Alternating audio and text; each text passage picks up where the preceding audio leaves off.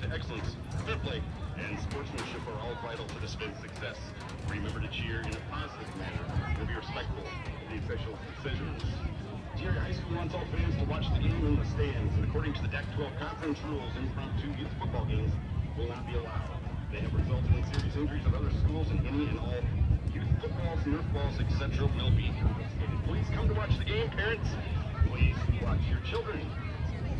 The officials for tonight's game are Brett Dobbins, Ryan Etherton, Troy Hansen, Matt Heath, and David Sheehan. And they are registered by the State of South Dakota High School Activities Association. They have worked hard to learn the rules and administer them fairly at this event. And we request that you respect their honest efforts to officiate this contest. And now, first, let's meet the T-Area Titan cheer team. They are coached by Katie Peterson and Sarah Springman. First up is Leah Ackman, Kyla Brown, Emerson Cowles, Addison Ernster, Kennedy Johansson, Lillian Kaiser, Aubrey Milbrecht, Logan Wilson.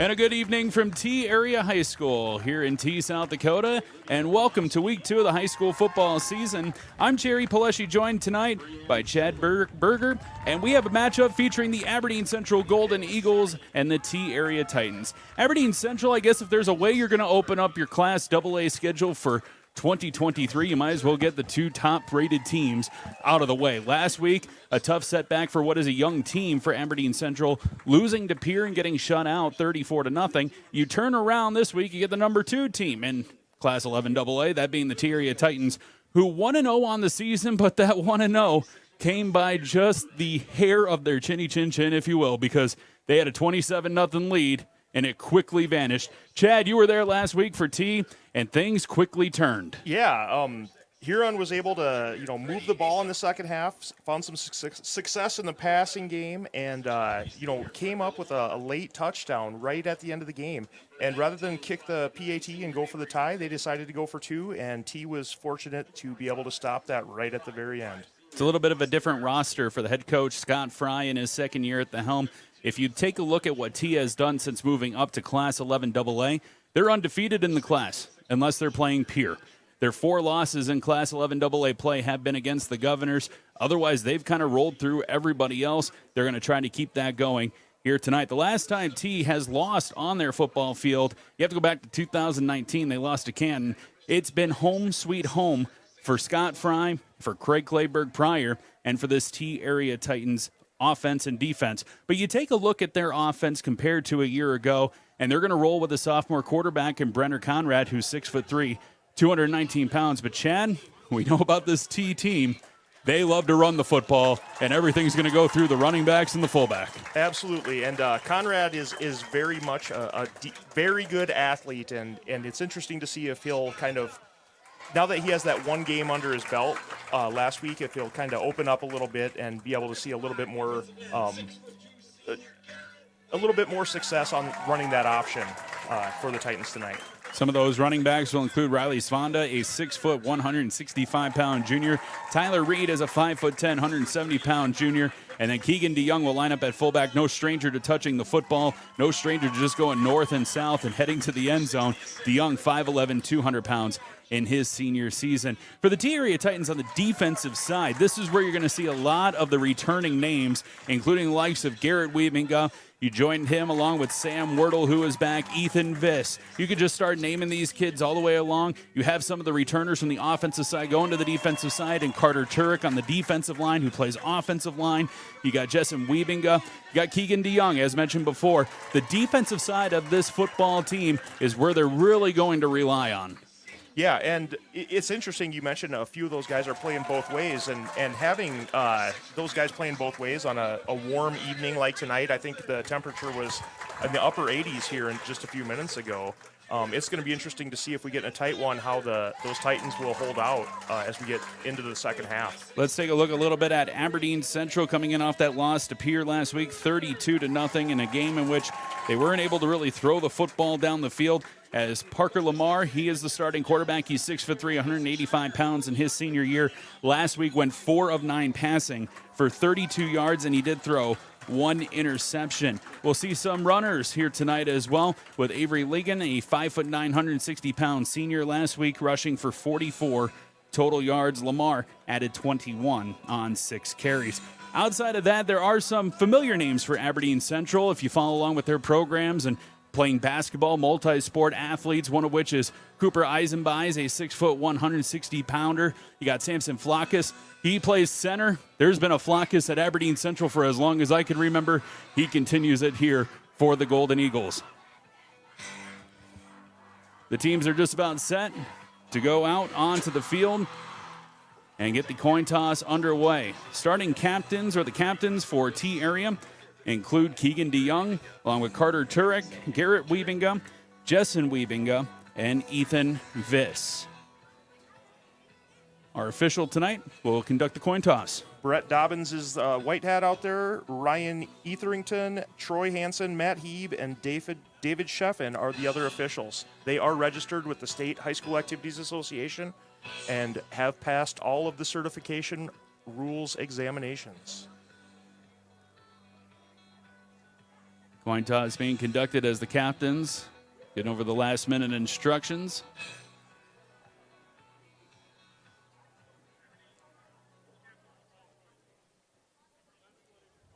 Coin toss has taken place on what is a hot, sticky night here in T. It was beautiful out earlier today, and then the temperature just kept on going up as the afternoon progressed, and right now we're sitting at about 89 degrees. It's a little bit better than what was 94 just about an hour ago.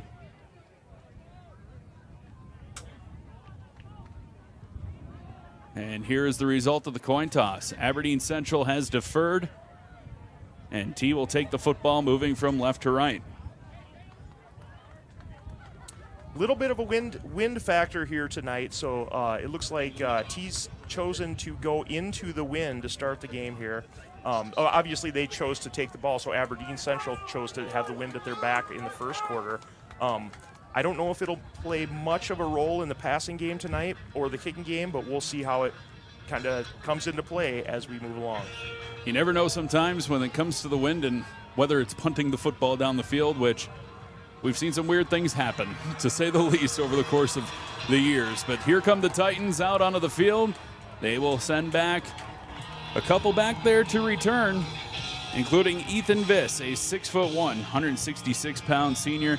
Viss standing with his hands on his hips all the way back at the 5-yard line. The kicker for Aberdeen Central that will get things going is Joey Dahlman, a 6', 190-pounder in his sophomore year. We thank you for joining us here tonight on the T-Area Titans YouTube channel, and we appreciate you having us along and joining you. Aberdeen Central, white uniforms, golden numbers, T-Area in the navy blue, and we're set to go. Week number 2 of the Class 11 AA season with a line drive kick. Viss will step up and take it at the 5-yard line. He's going to have some room as he cuts down the middle of the field looking for another block. He bounces to the near side. Here he comes across the 45, looking for another block, and now he sprints his way across midfield, and he's wrapped up and tackled down at the 35-yard line. A great start for the T-Area Titans on the special team unit and Ethan Viss.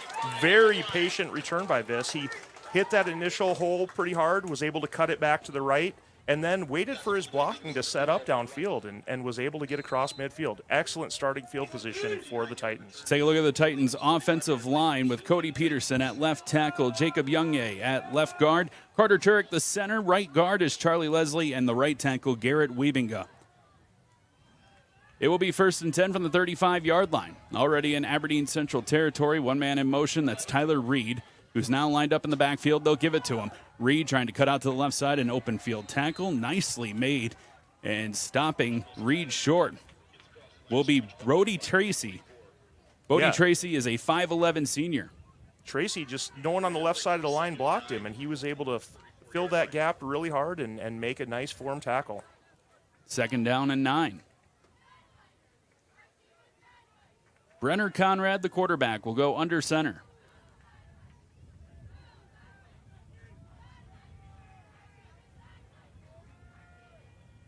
Takes his time. Out of more of a traditional eye, he's going to hand it off, and DeYoung will get his first carry, pushing the pile to the 30-yard line. Those Aberdeen Central linebackers have been unblocked the first couple plays, and they're showing the Titans that they're willing to step out and make a tackle.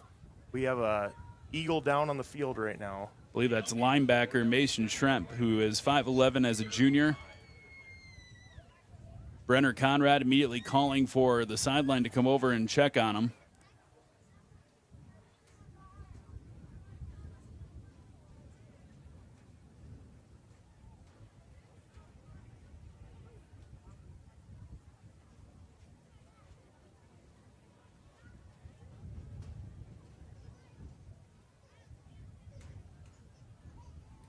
It's always tough to see these early season injuries when a player goes down, especially in an early part of a game.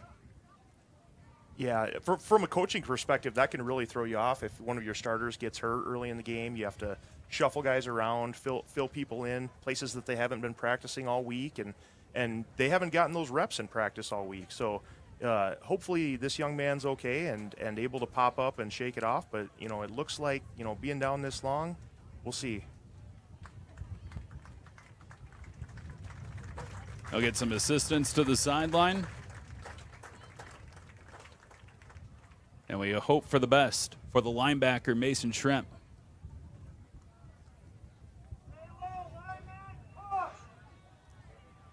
Play will resume on what will be a 3rd and 5 from the 30-yard line. 10:41 remaining.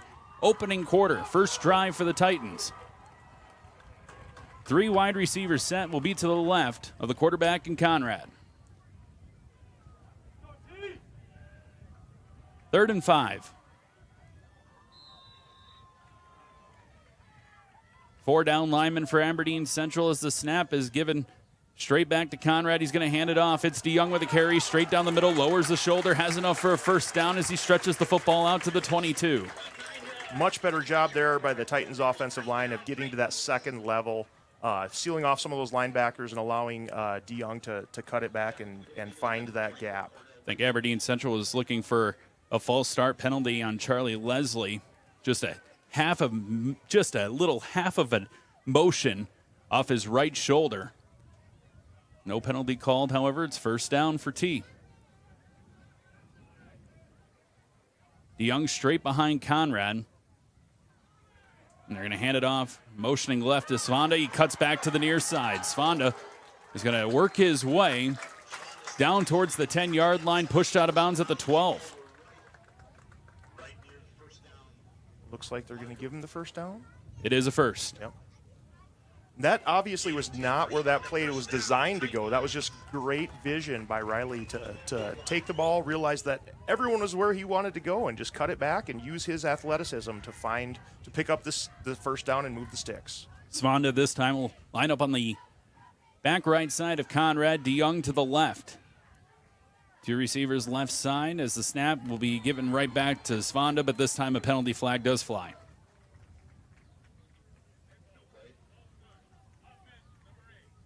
They call the false start penalty on DeYoung. Real interesting. We've seen Conrad under center most of the plays. I think we saw him in the shotgun on the 3rd down earlier, but otherwise he's pretty much taking all the snaps under center. It seems like in today's football, most of the quarterback center exchanges are taken via the shotgun, but T area, they're a little bit old school in that regard. Saw a lot more last year of going out of the shotgun. They're going to line back up this time around with the 2 backs standing left and right of Conrad.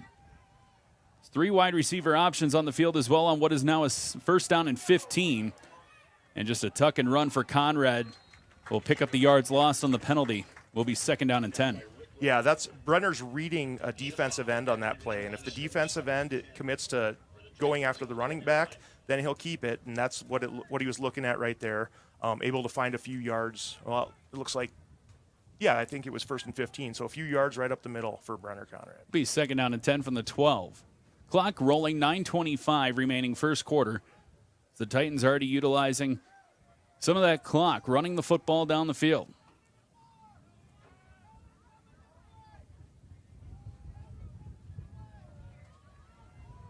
Conrad off the snap on a 2nd down and 10.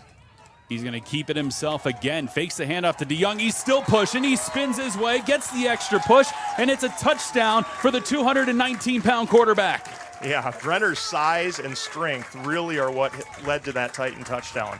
They had him wrapped up about the 7-yard line, and he was able to spin and use those leg muscles to just drive the defenders into the end zone. It is a 12-yard rushing touchdown to get T on the board.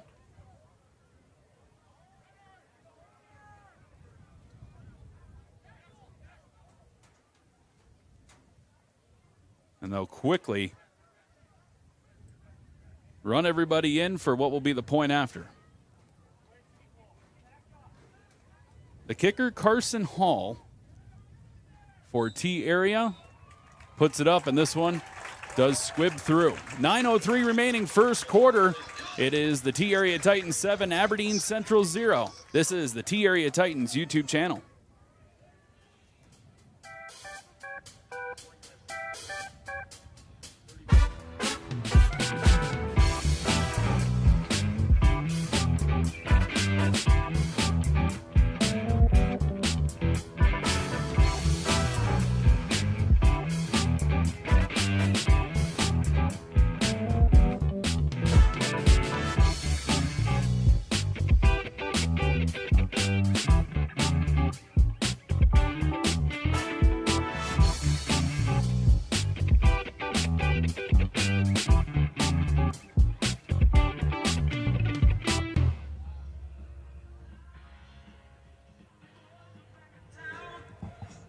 Seven nothing.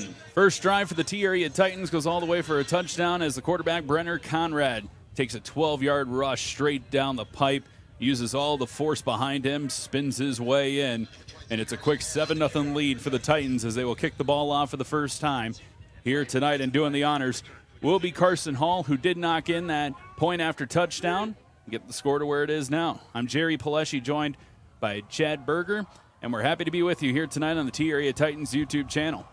Two will be back deep for Aberdeen Central, and the kick short will be returnable from the 17-yard line, trying to weave his way down, finding some room off to the far side, outside the numbers, and another block. Aberdeen Central will keep on running all the way down to the 25-yard line, where a little bit of a scrum takes place, but a nice return for Aberdeen Central and Cooper Eisenbeis. Yeah, great return, excellent setup. Unfortunately, we have a flag here right at the end of the play.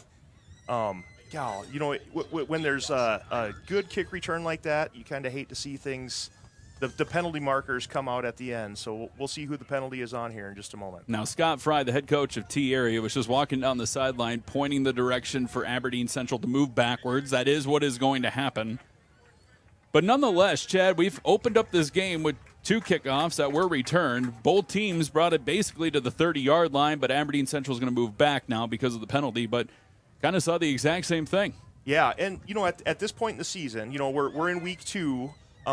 It's one of those times when special teams, maybe they haven't had enough time to work on those, or they're filling in a few kids in different spots, trying to, you know, piece guys in. It could be a definite factor in the outcome of this game. Starting inside of Titans territory, Aberdeen Central moving from right to left. We'll give the handoff to start things off, trying to go straight down the middle, but T Area is right there on the attempted carry. Yeah, the Titans weren't fooled by any of that action going on in the backfield there. You know, there was some motion, there was some other stuff, and the Titans just said, hey, we're going to stop the dive, and they stepped up and formed a wall right in the middle.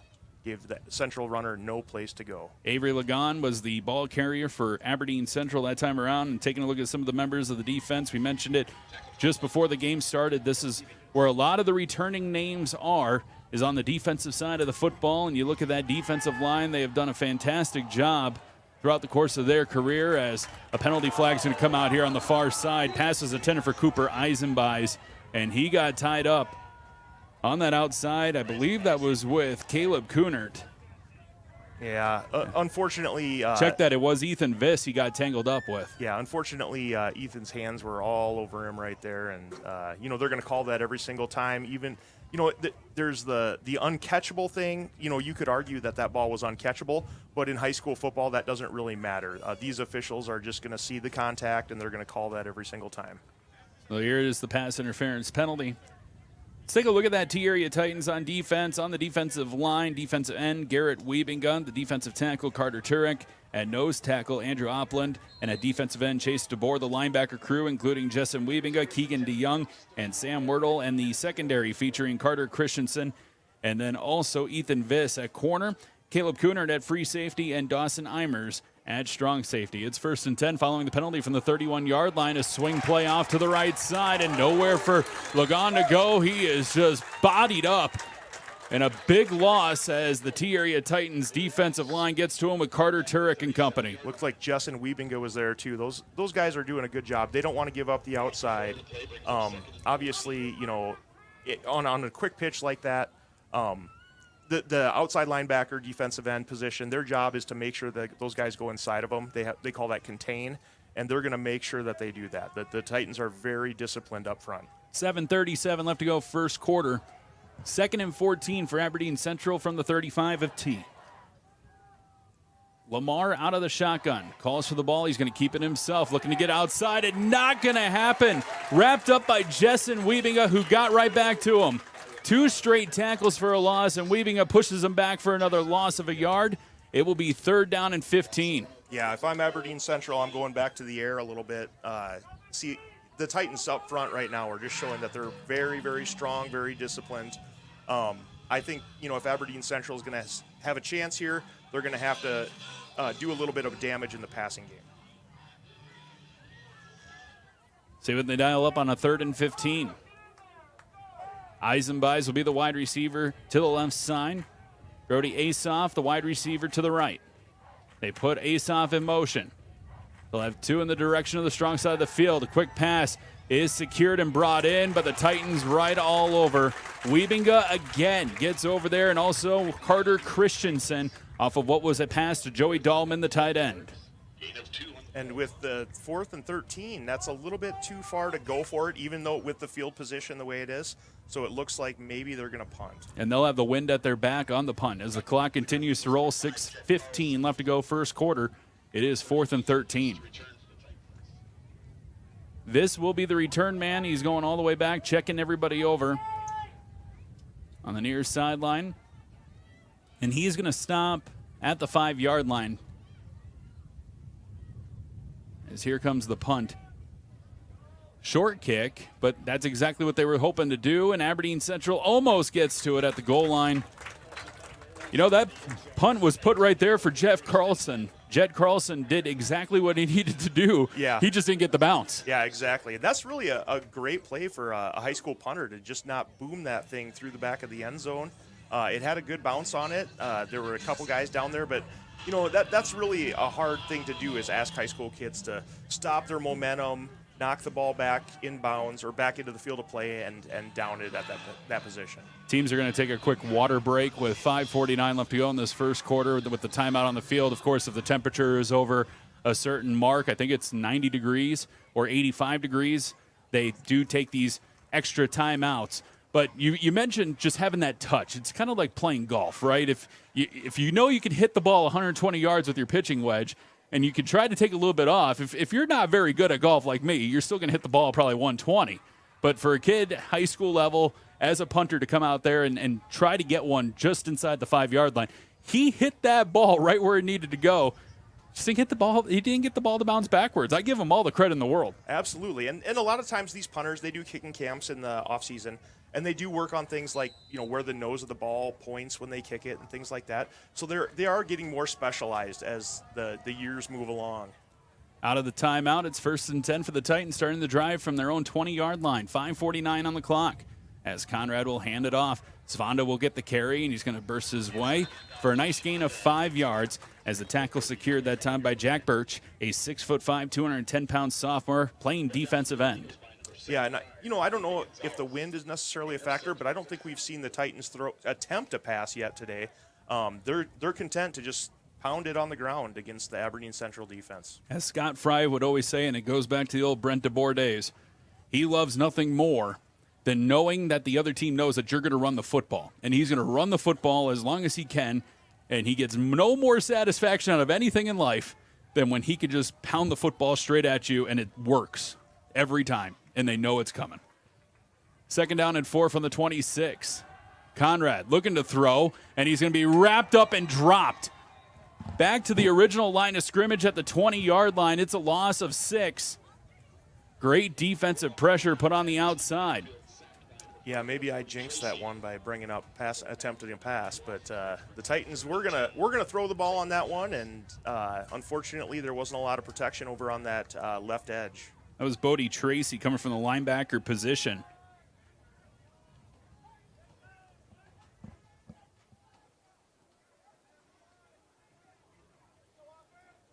Going into the wind on what is now 3rd and 10. 4 wide receivers on the field, 3 to the left, 1 to the right. Conrad out of the shotgun. Calls for the snap. He's going to roll to the near side, looking down the field, still looking, pressure coming, gets rid of the football, and it is incomplete. Pass was intended for Brock Ellingson. Kind of right through a window. Maybe even a dangerous pass. If Aberdeen Central was just a step closer, could have been a pick. Yeah, and, honestly, that one, once again, I don't know if the wind was impacting it, but it didn't quite make it to the receiver that it looked like it was intended for. So we'll see if maybe once we switch sides here, if there's a difference in how the passing game turns out. 4:07 on the clock, and one is now 4th and 10 from the 20-yard line. A line drive punt that looked like it might have almost hit the ankle of Aberdeen Central. And I think that's a net of 12 yards there on that punt. That wasn't a great punt. Braden Comstock was in the area kind of getting pushed backwards. He thought that ball was going further down the field, and it came dangerously close to hitting his calf muscle. Aberdeen Central will get the football, however, inside a T territory. The ball marked at the 33. Yeah, good field position again here for the Eagles. We'll see if they can take advantage of that. 33-yard line. Lamar puts a man in motion. Drive starting, 3:39 on the clock, first quarter. Lagan with a carry, and he's going to pick up a yard or 2. Tell you what, there's not much room there in that middle of the Titan defensive line. I might think about running something outside, trying to get the ball on the edge a little bit more outside of the Wiebinga Express and everyone else that's up there in that wall. Maybe some fly sweeps, something like that to get outside of those guys. 2nd down and 9. From the 32-yard line, 3 receivers set to the left. Lamar back to pass, looking down the middle of the field. He's going to take a shot. There is coverage there, almost picked off.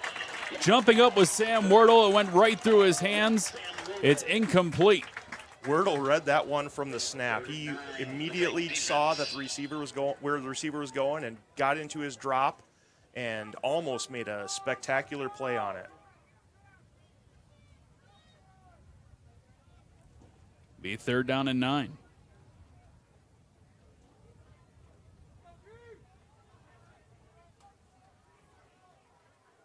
Lamar with Lagan behind him. 2 by 2 on the receivers. Lamar sees something with the defense, calls it out.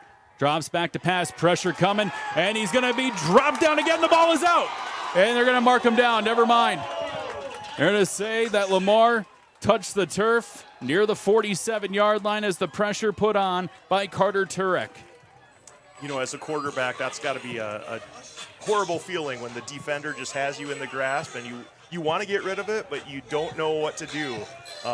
He's very fortunate that the referee called him down at the end of that play. Makes it 4th down and 24. 2:25 remaining first quarter with the clock rolling. Ethan Viss back to return. Here's the kick from Jet Carlson, and it is partly bobbled. Viss picks it up. Tries to go down the middle. Penalty flag comes out as he stretches out to the 20-yard line. Once again, we got a flag on a special teams play here. You know, these early season games, that's a lot of what happens. So the opening part of this game, T area, of course, on that opening drive, went down the field for a touchdown. They did everything on the ground for 40 yards. They have 3 first downs. Aberdeen Central, as it stands right now, Chad, they have minus 16 total offensive yards. Yeah, you know, there's no running room for Aberdeen Central to go, and they've had a penalty that's gotten them some positive yardage. But, you know, that big sack on that last play right there, it's going the wrong way for them. Especially considering 2 out of their 3 drives started inside of T territory. Right, yeah. And they have the wind at their back as well. So we'll see what happens here. You know, we got just over 2 minutes left in the first quarter here. Next quarter, they're going to have to go into the wind. It's first down and 10 from their own 10-yard line.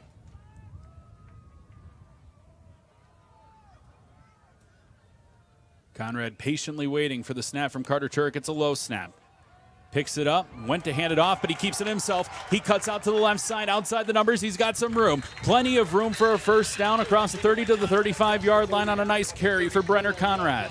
Yeah, I think the defenders were all expecting Conrad to hand it off, and he just read that and said, I'm going to take it myself. There was no one on the outside of that left side of the T offensive line, and Brenner picked up some good yardage there for a first down. 24 yards to be exact on what is now first and 10. From the 34-yard line. Conrad going all the way to the near sideline to get the play call, running all the way back onto the field, far hash to relay it.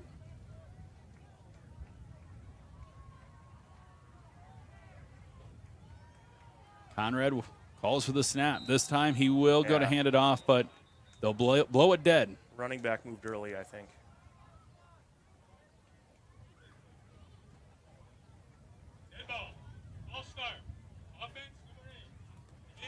It's the second one on Keegan DeYoung. Yeah. It's one of those things where, you know, these guys really want to get off the ball right away, and they're kind of anticipating a little bit what's happening. It's tough, but, you know, you got to really, they say hold your water when you're in there and make sure you wait till the ball is snapped before you take off as an offensive player. Second and 15 from their own 29-yard line.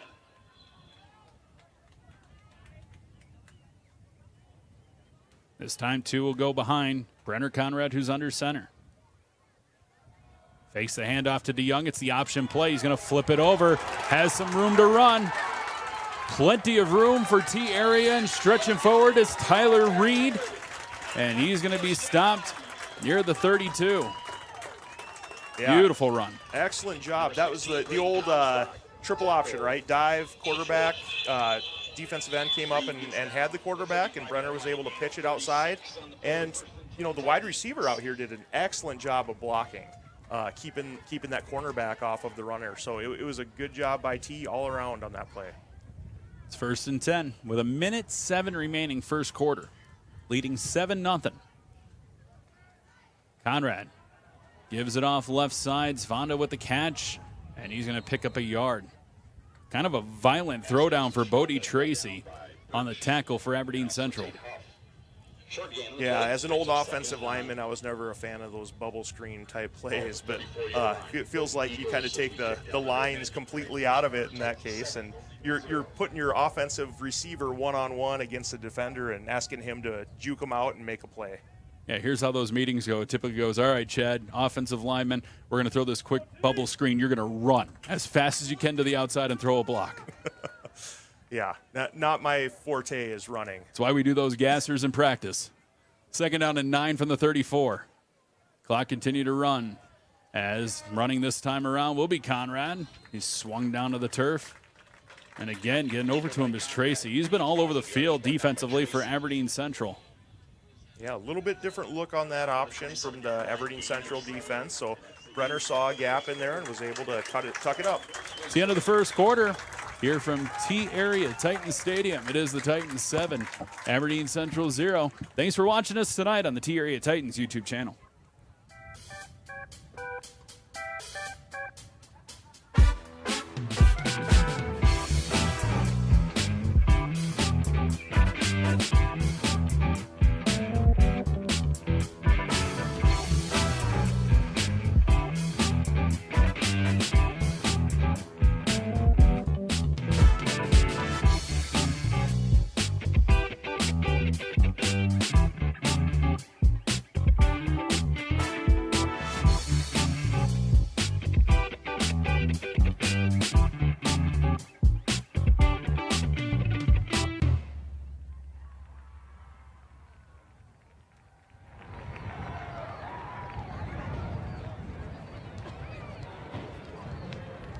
Start of the second quarter from Titan Stadium. I'm Jerry Paleschi, joined by Chad Berger, as the Titans leading 7-0. These two teams in the opening quarter, the lone scorer came on a 12-yard rushing touchdown for Brenner Conrad, the quarterback of the Titans, who now brings his team out faced with a 3rd down and 2 from the 27. Field position has been nice on both sides of the ball. Aberdeen Central, however, through one quarter of play with minus 16 offensive yards. And look at this. They get a quick penalty that will be charged up front against Aberdeen Central and grant the automatic 1st down. Yeah, that's the old, we're going to line up, and we're probably not even going to run a play. We're just going to get up there and say hut a few times and then see what they do. And Brenner was able to draw him offside with his cadence. It was Andrew Jorgensen who jumped for Aberdeen Central. 1st down and 10 for the Titans from the 22-yard line of Aberdeen Central, now moving from right to left with the wind at their back. Svanda goes in motion. Conrad will hand it off as Reed, the ball carrier. And Reed will just go straight down the right hash marks for a pickup of 5. Yeah, good job by the Titans offensive line. There was a hole right away. Reed was able to hit that hole, and then once he got up to the second level, there were a few guys up there that were able to wrap him up, but it was a 5-yard gain. Titans will take that all day long. T-Area and Aberdeen Central have met 3 prior times. 2 tonight. T-Area perfect 3-0 against the Golden Eagles. Their largest win came last year in a 44-7 victory up in Aberdeen. 2nd down and 5 from the 17. 3 receivers to the strong side of the field as Conrad fakes the handoff. He's going to keep it himself, and he's going to get buried for doing so.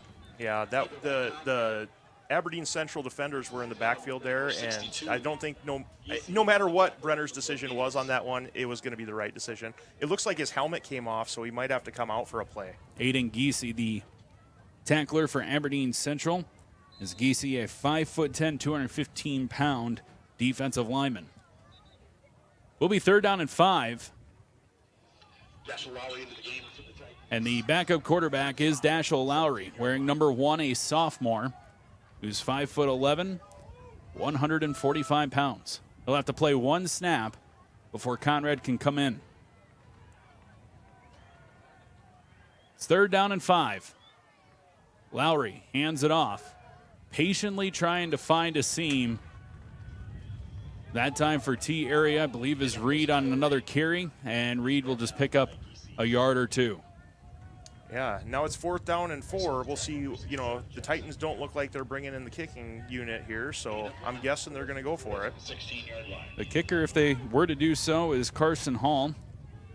His point after attempt in the first quarter was dangerously close to going wide left.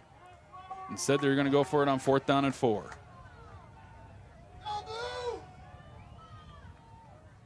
Back in at quarterback is Conrad. He goes under center. Snap, handoff, fighting for the yards, but this might be dangerously close to being short. Aberdeen Central thinks that they stopped him. And the Golden Eagles point in that direction, but then Keegan DeYoung is also pointing like he got the 1st down. Nope. And it will be Aberdeen Central football. It's just short. Yeah, one of the nice things about these turf fields is the lines are straight. Back when I played, back in the 1900s, the lines were pretty crooked. They had to bring out the chains a lot more frequently, but they don't have to do that now. It's because you linemen would be picking the grass and the portions of the game trying to throw everything off. Oh. 1st down and 10 from the 13-yard line. You laugh because you know it's true. Well, I mean, we try to get whatever advantage you can, right? Even when I coached at T-Area here in 2007, the coaches actually had to go paint the lines on the field, so that was not a whole lot of fun. Here's a quick pitch to the left side. Lagon with a carry, trying to get the outside corner, but nowhere to go. It's going to be another loss. Loss of about 5 yards as a swarm of Titans just get on over there, including Carter Christensen. Well, I thought maybe if Aberdeen Central tried to get the ball outside, they might have more success, but it didn't look like it on that play. Not much doing outside. Officially a loss of 3. This Titans defense has been quick. And you take a look at the numbers, especially weight-wise, and nothing like pops out off the board. More on that after this on a 2nd down and 13 from the 10-yard line. And Wide receivers jumped. got a penalty that will be coming out. You look at this Titans defense. Garrett Wiedminga, 188 pounds. He plays defensive end. Carter Turek is 217 pounds. He's a defensive tackle. 222 pounds is the heaviest player for T area on defense, and that's Andrew Opland. Everybody else is right around the 200-pound mark or right about 160 if you're a defensive back. Yeah, they rely on their quickness. They are also strong. They spend a lot of time in the weight room in the offseason. But you compare that to the size that Aberdeen Central has up front, and Titans have a lot of success against that. Here's 2nd and 18, and this is going nowhere. In between 2 wide receivers and Eisenbraun, and then also Brody Asoff. Don't know if it was just a miscommunication on the play call or if wide receiver didn't run the right route. I also think the wind has a little bit to do with some of those longer passes, especially those out routes a little bit. You know, they get caught up in the wind. It's 3rd down and 18 from the 5. Clock is stopped, 9:05 remaining in this first half.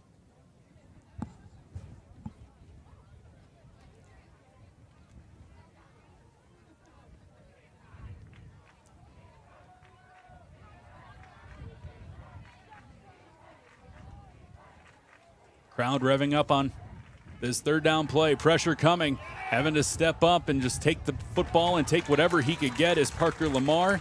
Lamar's going to pick up 2. It's 4th and a mile. Yeah. Good job by Lamar to get away from the pressure there. But, yeah, there's just not enough blocking up there for him to be able to convert that. And he was put in a tough position on that play. Jet Carlson will stand in the back of his own end zone to punt this football away. It is a short kick, and trying to dive up is Viss. He lost the handle of the football. It's down on the ground, and we will have a rugby scrum for it. Viss comes up with the football. No. Check that. Hold on. Okay, they do change it back. I was about to say, Ethan Viss came up with the football, showed it, gave it to the referee, and the official then pointed the direction of Aberdeen Central for a moment. You know, that's one of those plays that if the coaches had to, coach Ethan after that play, they would say, next time, don't even go after the ball. Just let it go, let it bounce. We're not going to get anything good out of it. They have a call, whether it's Poison or Peter, that means everyone get away from it so we don't touch it.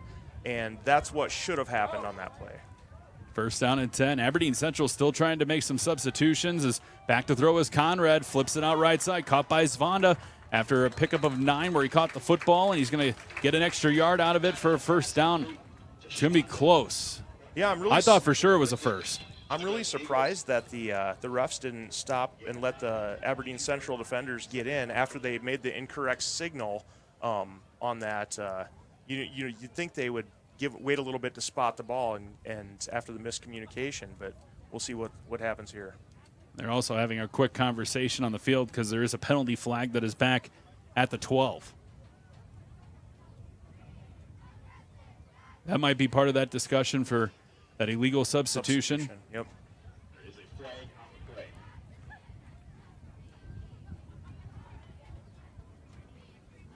Otherwise, it would be a pickup of 9, and that indeed will be the case. It will be a illegal substitution against Aberdeen Central.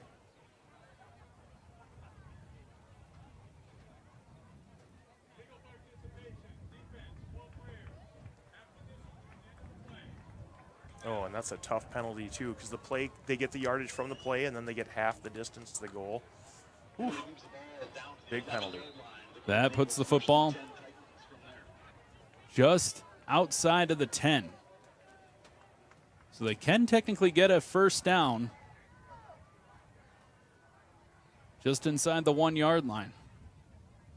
Here's a carry for Reed. Reed just goes straight down the right block. Excuse me, just outside of the 1-yard line, I do mean on that. Tyler Reed carry up the middle, brought down by Rick and Tracy. Pickup of 4, the clock rolling, 7 minutes, 30 seconds left, first half. Gain of 4 by Reed, brings up 2nd and 6. T trying to follow their big guys in the middle of the line here. Jacob Youngye got the most size, 244 pounds. But, Aberdeen Central did a good job of coming in, filling in a gap, and making a stop there. Conrad under center. Calls for it on 2nd down and 6. A handoff to DeYoung. DeYoung slashing to the right side and dives his way forward. He's going to pick up a nice chunk of yardage, but it will be 3rd down. Yeah, great job there by Charlie Leslie pulling around from his left guard position, kicking out the defender over on the right-hand side, but someone was able to sneak in there and just trip up DeYoung. Will be 3rd down and 2. 6:40 and counting. 2nd quarter.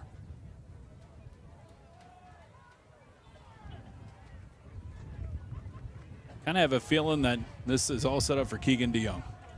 We'll see. Out of the shotgun, Conrad with the snap. They'll give it to Svanda instead. See, what do I know? Svanda will just go straight down the gut again. And he's going to be near that marker for the 1st down. We'll see. They have it at the 2. So it's going to be 4th down and a yard. Well, we've already seen Conrad use his big body to make, some extra yardage here. When you got that 220-pound quarterback, is that something – I think that's maybe something that T-Area could lean on here. Conrad appears to be going under center on a 4th down and 1. 2 yards away from the goal line. Conrad, snap. Went to hand it off. Pressure is coming. He tucks it. He tries to run, and he is going to be stopped.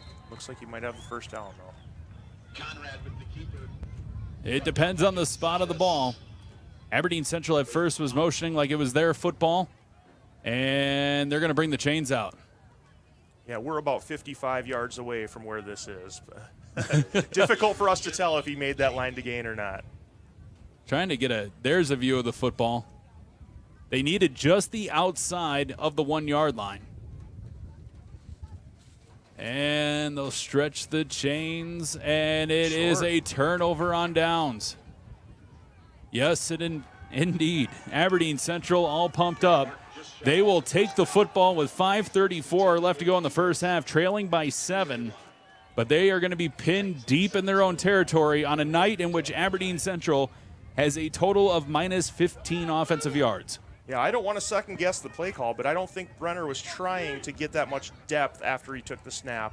I think he was trying to hand it off to the fullback, ended up reading that he should not do that, and ended up a little bit too far back in the offensive backfield to be able to make that line to gain.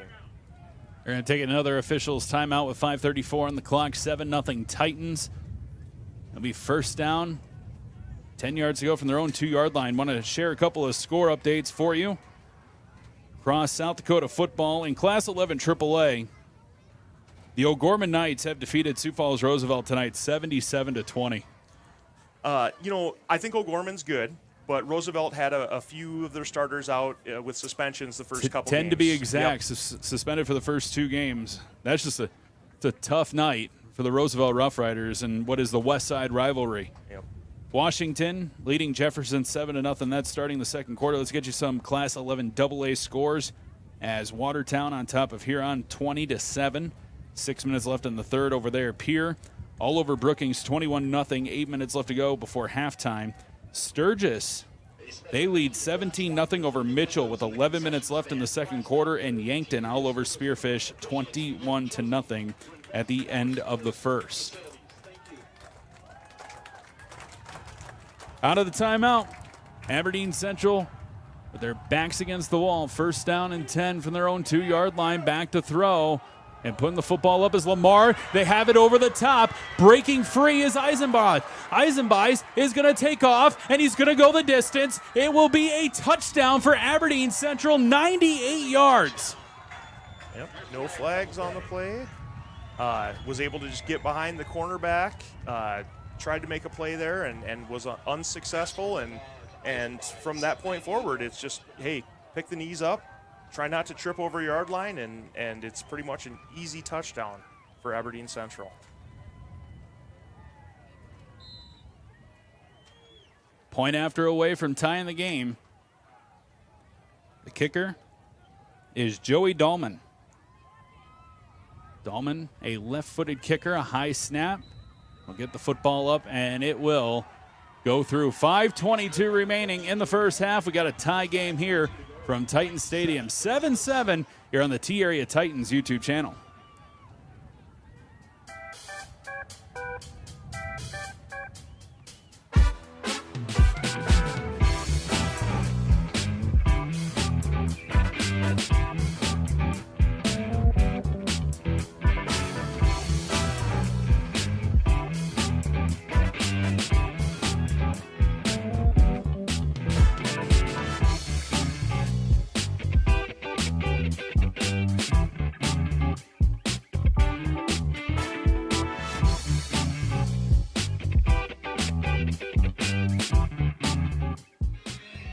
98-yard touchdown reception for Cooper Eisenbeis.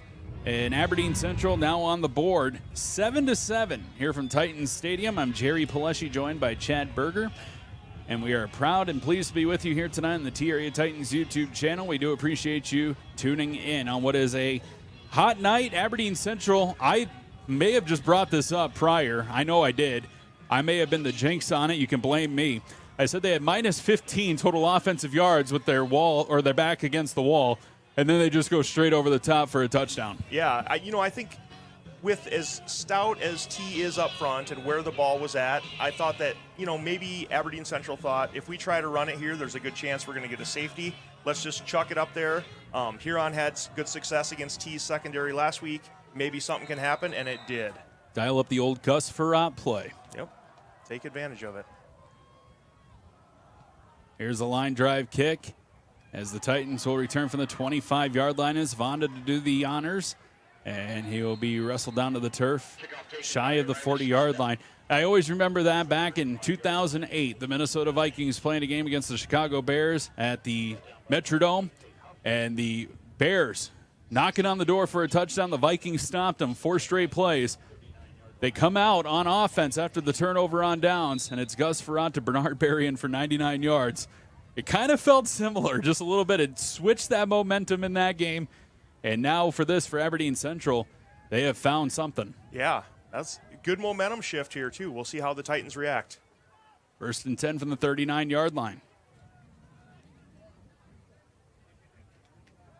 It'll be a handoff to DeYoung, trying to slash and juke his way off to the right side. The Golden Eagles right there. DeYoung will pick up a yard at the most. Be 2nd down. Yeah, the Titans don't want DeYoung dancing in that backfield.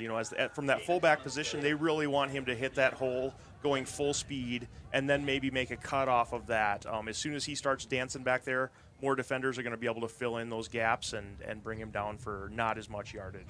4:46 and counting left to go first half. Tied game at 7.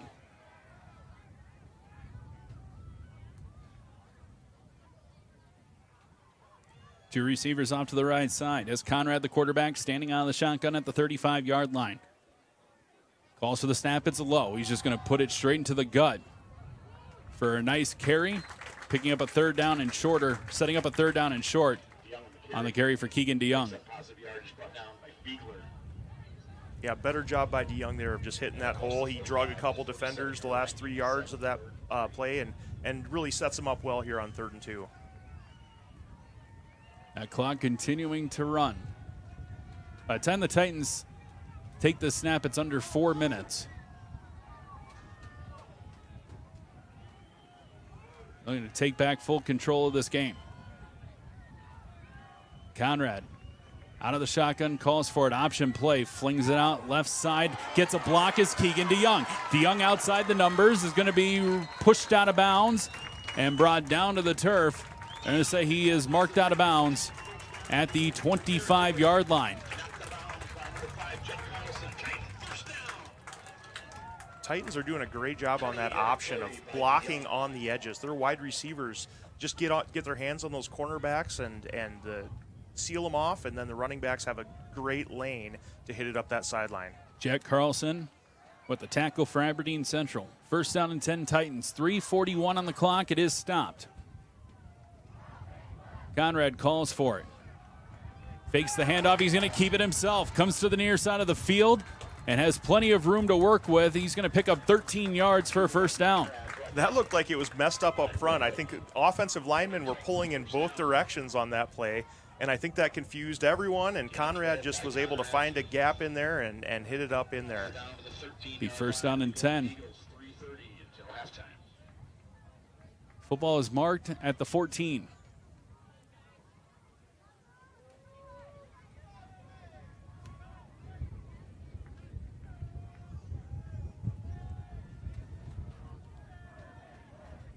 Conrad taking his time under center. He's going to hand it off. Reed with the carry this time, trying to get outside. And Aberdeen Central will do the waltz. And Reed's still going to pick up a yard. And that's going to be a frustrating play to watch back on film if you're Aberdeen Central, because they had the pressure. Would have been a loss, and instead just not able to wrap up and bring them down. Yeah, and I'm going to pull my grumpy old man situation here, but I'm having a tough time reading those Aberdeen Central jerseys, the way the lighting is, and it's a white jersey with yellow numbers that's not contrasting enough to be able to see what's going on there. But that was a great job by whoever the defender was over on that side. Glad you said it first. Thanks for saving me. Hey, the YouTube audience, I think you might understand a little bit. I want to get these Aberdeen Central kids highlighted too. I feel like I could be pretty fair about it, but nonetheless, here's a pass over the top and complete. Just a little bit overthrown. Brock Ellingson, the intended receiver. It is tough. They're not as bad as the Brandon Valley uniforms from about 8 years ago. Those were the absolute worst. These are tough. Yeah, and I work on a college crew, and the play-by-play guy for that one, he really likes to complain about jerseys in the college level. I think Oregon started this about 15, 20 years ago, where there's all these different uniform combinations, and I really appreciate the Titans uniforms tonight with the dark jerseys, the white numbers, very easy to read. 3rd down and 9 from the 12-yard line. Conrad calls for it. 3-step drop, looking down the field. Pressure coming. He steps up, still looking. Flings it towards the end zone. It's caught. It's a touchdown. Right in the back of the end zone. It is secured and brought in by the Titans. What a completion. And what a way for Brenner Conrad to just wait patiently to find somebody. Absolutely. And I believe, if I'm not mistaken, looks like Dawson Eimers. Yep. And one of the Aberdeen Central defenders was standing back there, and it looked like the ball went right between his hands into the arms of Eimers.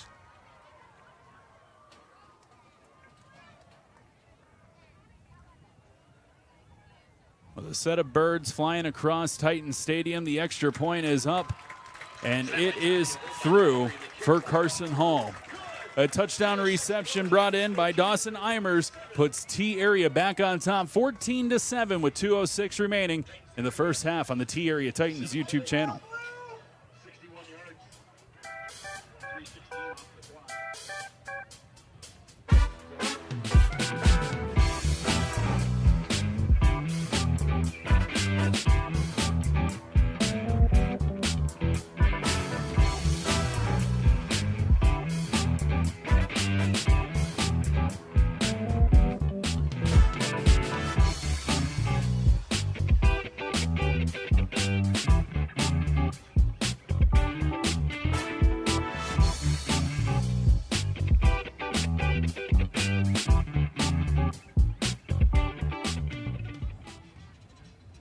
Touchdown on the board for T-Area. Dawson Eimers, a 12-yard touchdown reception, and the Titans back in front, 14-7 with 2:06 remaining in this first half of play. The Titans now with 196 total offensive yards, 83 yards for Aberdeen Central.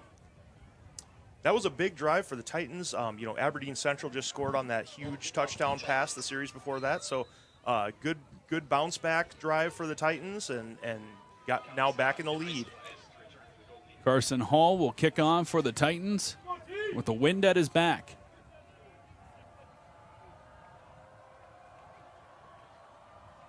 He approaches, and Hall's kick is a line drive kick that will sail into the end zone and even way behind it into no man's land, where a ball boy is going to have to go about 75 yards to get it. Over to where they throw the discus and shot put during track season. First down and 10 for Aberdeen Central from the 20-yard line. You take a look at their offensive numbers, 83 total yards, minus 17 in rush, 100 in passing. All that to say that really the only play that's worked for them is the 98-yard touchdown that came on their last drive. Lamar back to throw. Wants to take another shot over the top for Eisenbeis. Throws it between two defenders. It's broken up. Incomplete. Carter Christensen, the main guy to get the hand on the football to knock it down to the turf. Yeah, and the safety was playing a little bit further back on that one. Was able to come over and help out with the defense of the receiver on that one. So the Titans obviously are switching some things up here a little bit. Second down and 10 from the 20. Clock is stopped. 2 minutes left to go in the first half. Back to throw. Lamar stepping up, trying to find somewhere to go. Cuts back out to the left side. DeYoung tracking. Eimers now coming over. Eimers will get the tackle as Lamar will pick up 5 yards near the 25-yard line. Nice athletic play by Lamar there to get that 5-yard gain. Not much. The Titans had everything covered downfield. Just was able to use his athleticism to find a little crease and get a few yards. 3rd and 5. The clock at 1:53, it is stopped. Aberdeen Central now move back into the huddle.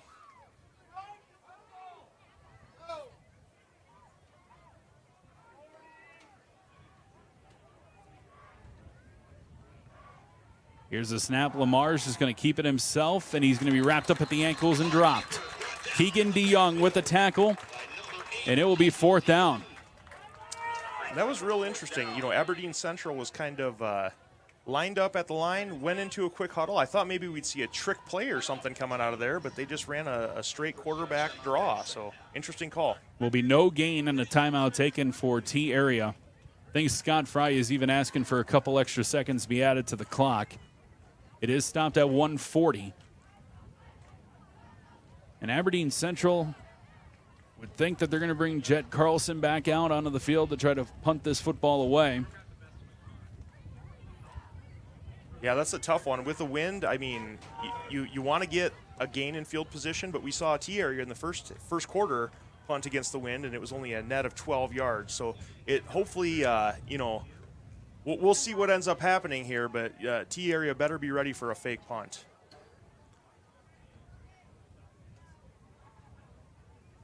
You almost think with the design of the last play, Aberdeen Central may be hoping for 2-3 yards to set up a 4th and manageable, and since it just didn't go anywhere, it's a tough call to make, but I think the idea was they're going to go for it on 4th down as long as they pick up something. Yeah. But instead, now they're going to punt the football away. Ethan Viss will be the man back deep. Viss is going to trot his way back to the 44-yard line.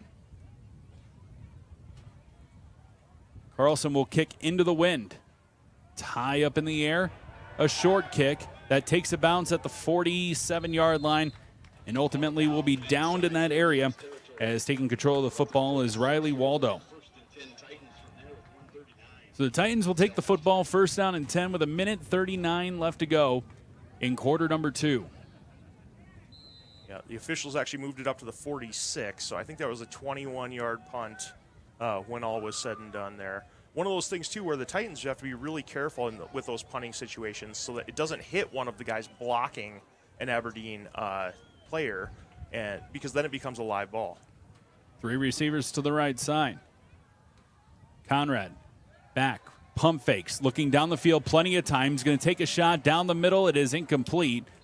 Over the head of his intended target in Reed. Yeah, Aberdeen Central was sitting back waiting for the pass on that one. Titans tried to throw one of those fake bubble screens, and no one bid on it.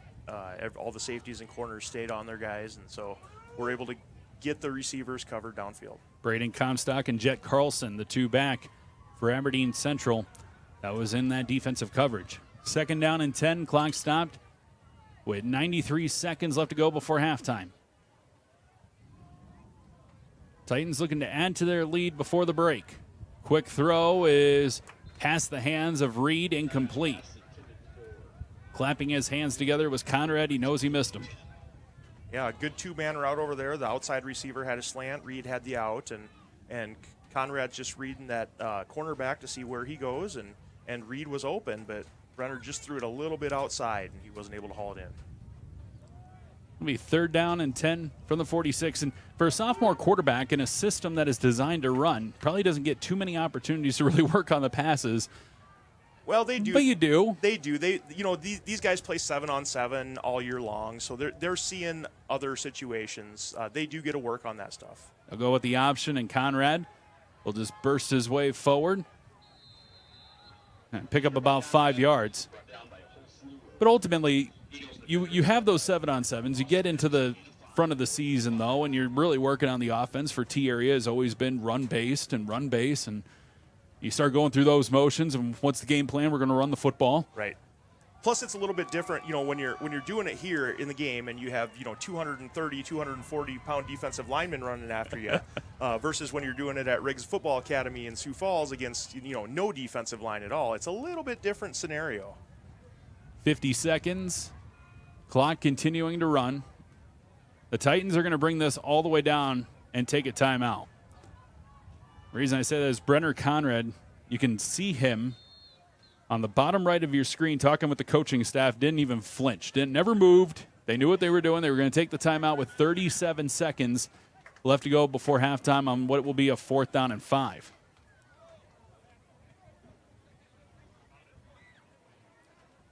Yeah, I mean, if I'm coaching here, go for it. I would go for it. Aberdeen Central hasn't shown a prolific offense this game, other than the one play. There's only, 30-some seconds left in the half. There's not really a whole lot of a gamble at this point in the field. If you punt it, you're probably going to punt it into the end zone anyways, so you're only netting a few yards, 20 yards on the punt. Just go ahead and go for it. And of course, they bring the punting unit out. Of course they do. But I was about to say defensively, you look at what the Wiebingos have done with Garrett and Jessen, and then the linebacker core with Sam Wordle and company. They have played very well throughout the first half of this game outside of one play. As the punt up in the air, and the Titans will knock it back, but not quick enough. It is a touchback with 28 seconds left to go in the second quarter. Yeah. Riley's a really good punter, and that's difficult even for him. With the wind at your back, do a good job, but the guys still have to block their defenders right away and then run down the field 40 yards, stop their momentum, and get it down in bounds. That's a really athletic play for those guys to work on.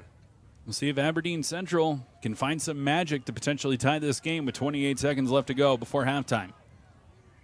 2-by-2 on the receivers for the quarterback, Parker Lamar, who wears number 11 and stands 6'3". Back to pass Lamar, pressure coming. Jump pass, it is caught and brought in. Lagon gets it, goes all the way out to the outside, finds a seam for a first down, still fighting his way out to the 35-yard line. How did he complete that pass? Under huge pressure there. Ball was tipped by one of the defensive linemen and still caught it. Should be a timeout also coming for Aberdeen Central because Lagon, even though he got to the sideline, he did not actually get the ball out of bounds. He stayed in bounds. First down, of course, is going to stop the clock momentarily. That still counts in high school football, not college football. But now they're going to take the timeout to stop the clock with 16 seconds. Yeah, and it is the last two minutes of college football. But, yeah, the isn't it? It is. I think so, okay. In the second and the fourth quarter. But still, I'll tell you, I was at the USD-Missouri game last night. That game was wrapped up by 10:15. The clock kept moving. It was beautiful. Just throwing it out there. Unfortunately, the game I was at did too. Well, yeah, we'll see. Aberdeen Central's obviously. How many timeouts they have left here? They still have. Aberdeen Central is down to 2. Yeah, so the whole field is fair game for them right now with the timeouts. The coach just has to be telling them in the huddle right now, if you go down in the middle of the field, the clock does stop with the first down, but we need to call a timeout if it's in play. Titans might want to be funneling them towards the middle of the field, so they have to burn those timeouts. We'll see how it works out here.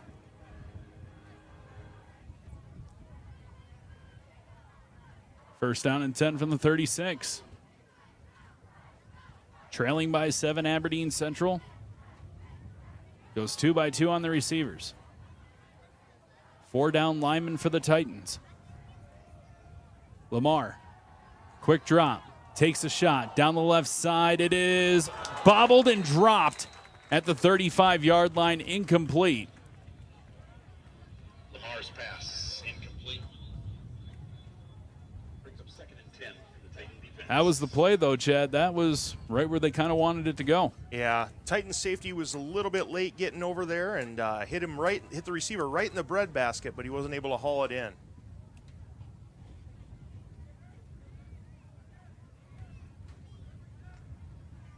Unfortunately for that wide receiver, too, you just ran 30 yards down the field, and then you got to turn around and come back and do it again. Eisenbeis is the wide receiver off to the left side. Brody Asoff on the near side. Aberdeen Central content with just running the football forward, however, And that will bring the clock down to 0 and halftime here from Titan Stadium. The T-Area Titans with a 7-point lead at the break. It is the Titans 14, Aberdeen Central 7. Halftime coming up. We'll get you some scores from around the area, plus the stats and more as part of the T-Area Titans YouTube channel. Thanks for being with us tonight.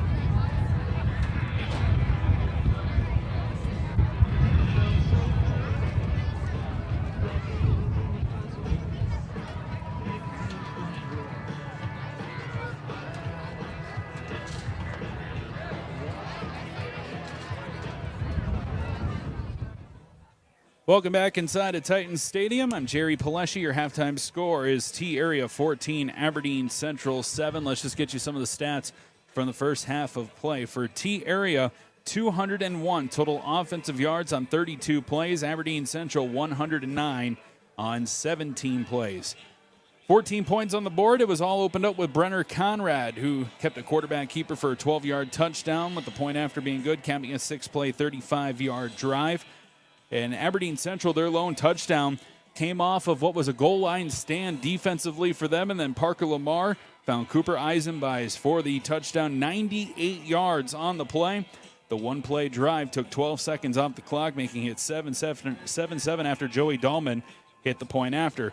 Brenner Conrad found Dawson Eimers, good for a touchdown with 2:06 remaining in the first half, and the 12-yard touchdown put the Titans back on top with Carson Hall in the point after, completing a 7-play, 61-yard drive, taking 3 minutes and 16 seconds off the clock. Brenner Conrad at the quarterback position, 3 of 7 passing for 22 yards and the 1 touchdown. His receivers tonight with Eimers, that 1 catch for 12, and then Riley Svanda has 2 catches for 10 yards. Rushing the football for the Titans, Conrad 9 carries for 59 yards and the 1 score. Keegan DeYoung 7 carries for 55 yards. And Tyler Reed with 6 carries for 48. On the other side for Aberdeen Central, you take the 1 play for 98 yards off the books, and there hasn't been much of anything going on offensively for them. I can do the math for you, Jerry. 109 minus 98 is 11 yards. I'm glad you're a math guy. Parker Lamar, 3 of 7 passing for 116 yards and the 1 touchdown. His receivers again with Eisenbeis, the 1 catch for 98 yards. Avery Lagon with a catch for 16 yards. That was on the last drive of the first half. And Joey Dahlman with a catch for 2. Rushing the football, Austin Erickson with a carry for 6. Avery Lagon with 4 carries for -5. And Parker Lamar with 5 carries for -8.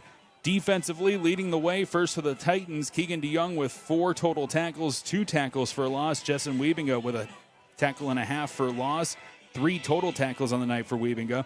Carter Turek with a tackle and a half for a loss, and 2 total tackles, and Chase DeBoer with 2 tackles in the game as well. On the other side, I feel like I've been calling his name quite a bit. It's not because it's the only jersey I can see for Aberdeen Central or anything along those lines, but he truly has been all over the field defensively. It's Bodie Tracy with 7 total tackles, 1 sack, and the 1 tackle for loss.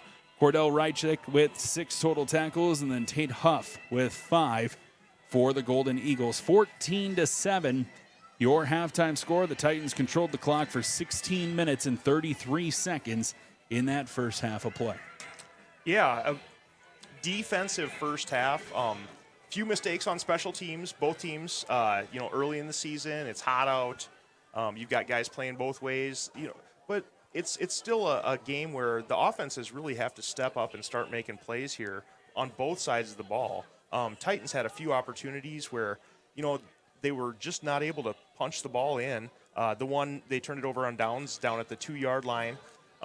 Aberdeen Central had tremendous starting field position there the first few drives that they had, just not able to take advantage of it. So I think both teams, dialed it up on the defense, need a little bit of improvement on the offensive end. We'll see if they can turn it both around, both sides, in the second half of play. Your halftime score, it is T-Area 14, Aberdeen Central 7 in this Class 11 AA matchup here in South Dakota. Thanks for being with us on this Friday night. We'll step aside for halftime. We'll be back in a few minutes on the T-Area Titans YouTube channel.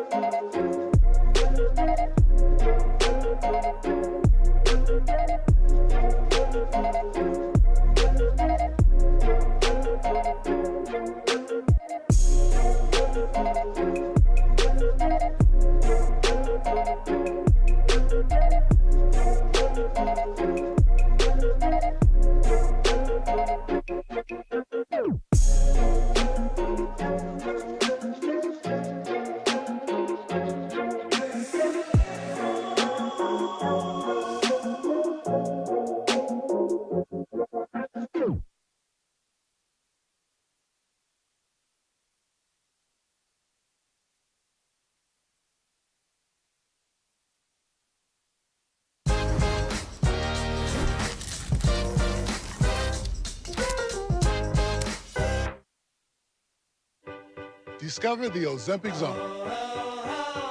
Ask your healthcare provider about Ozempic.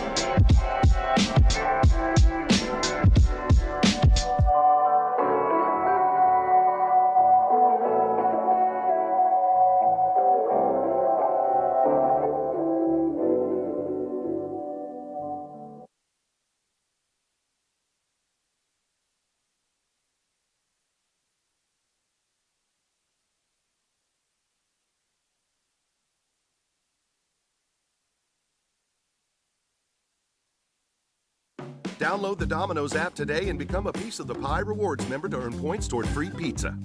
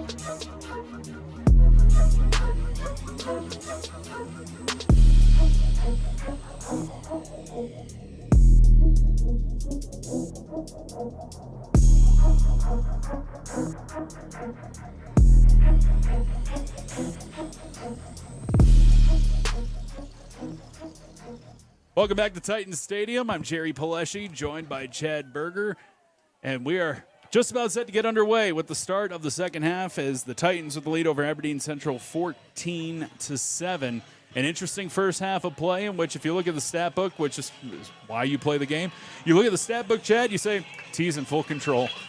Just not the way that it is, though. Right, yeah. T just wasn't able to punch a couple of those drives in. Left a few points out there that they could have put on the scoreboard. Aberdeen Central was able to capitalize on that 98-yard touchdown pass, and so we sit at 14-7. It could anyone's game here going into the second half. The Titans will kick the football off with the wind to their back. A strong breeze tonight that is blowing towards the north. The man to do the honors is Carson Hall.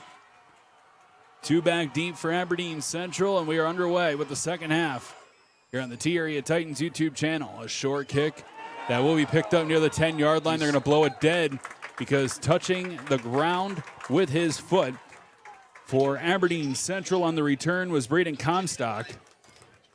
Yeah, his knee was down when he caught it. And, in high school football and college football, as soon as that knee touches the ground, that runner is down. It does not have to be contacted by the opponent. Will be first down and 10. Back from near their own 10-yard line, just underway, third quarter, 11:58 on the clock, 14-7 for T-Area. This Aberdeen Central offense, 109 offensive yards in the first half. We were talking about how great their starting field position was in the first half. This is not an ideal starting field position for Aberdeen Central. Here is a handoff trying to go from right to left on the carry that time for Aberdeen Central. I believe that was Avery Lagon. And Lagon is just pushed backwards. Jessen Wiebinga, have we said that name tonight? A couple of times over for Jessen. He has been a monster on the field so far with 3 total tackles. Give him 4 now. And another tackle for a loss. That's 2.5. Yeah, if I'm Aberdeen Central, I'm going to try to make sure I find where he's at with my blocking scheme and take care of him. He's been in the offensive backfield all night long. That last carry, by the way, was on the attempt for the fullback in Austin Erickson. Erickson lost 6 yards, second down and 16. So they'll try to get fancy on a play, and the Titans are all over again. It's going to be another loss of a couple of yards inside the 5-yard line. Keegan DeYoung and company right there. Yeah, it's really interesting. The Titans, Andrew Opland, number 38, is the nose tackle. He's 5'10", 222 pounds, but it's really interesting to see a nose tackle with a 30 number in there. Usually those guys wear the big boy numbers, the 90s, the 70s, things like that, but 38 is an interesting jersey for that fella. Back to throw. Lamar gets it out, and it is brought in and caught. And the catch brought in by Erickson, but not enough for a first down. And they needed 17. It's going to be 4th down and about 6. Not a whole lot of plays in the playbook for that 3rd and 17. Aberdeen Central was able to pick up some yards, but unfortunately the receiver lost his footing. So on what is fourth down, here's a kick into the wind, high up in the air. The Titans are just going to let it go. It takes a Aberdeen Central bounce across the 45-yard line, trickles out of bounds at the 46. Chad, you mentioned with the Titans and how it's very rare you see a nose tackle that wears number 38, as Andrew Opland is technically listed on the roster as a fullback. So that's just the way it all goes, where sometimes you mix and match. But we haven't seen him work his way into the offense quite yet. Well, you have a really talented fullback there, Keegan DeYoung, and so this is a great way for Opland to utilize some of his quickness and just kind of wreak havoc up there. Make that center have to block someone really, really quick. Here's first down and 10, leading by 7. Just under 10 minutes left to go in the third quarter, as the quarterback, Brenner Conrad, trying to work his way to the right side on an option play. Conrad's going to pick up a couple of yards. Good job by the Aberdeen Central defensive end there of slow playing that a little bit. Brenner wanted to pitch it, but the defensive end wasn't quite committing. Able to make one of the linebackers come up and put a little lick on Brenner at the end of that one. Will be second down and 8. Conrad now at 61 yards rushing on 10 carries. That's 6.1 per carry, Jerry. Going under center, Conrad.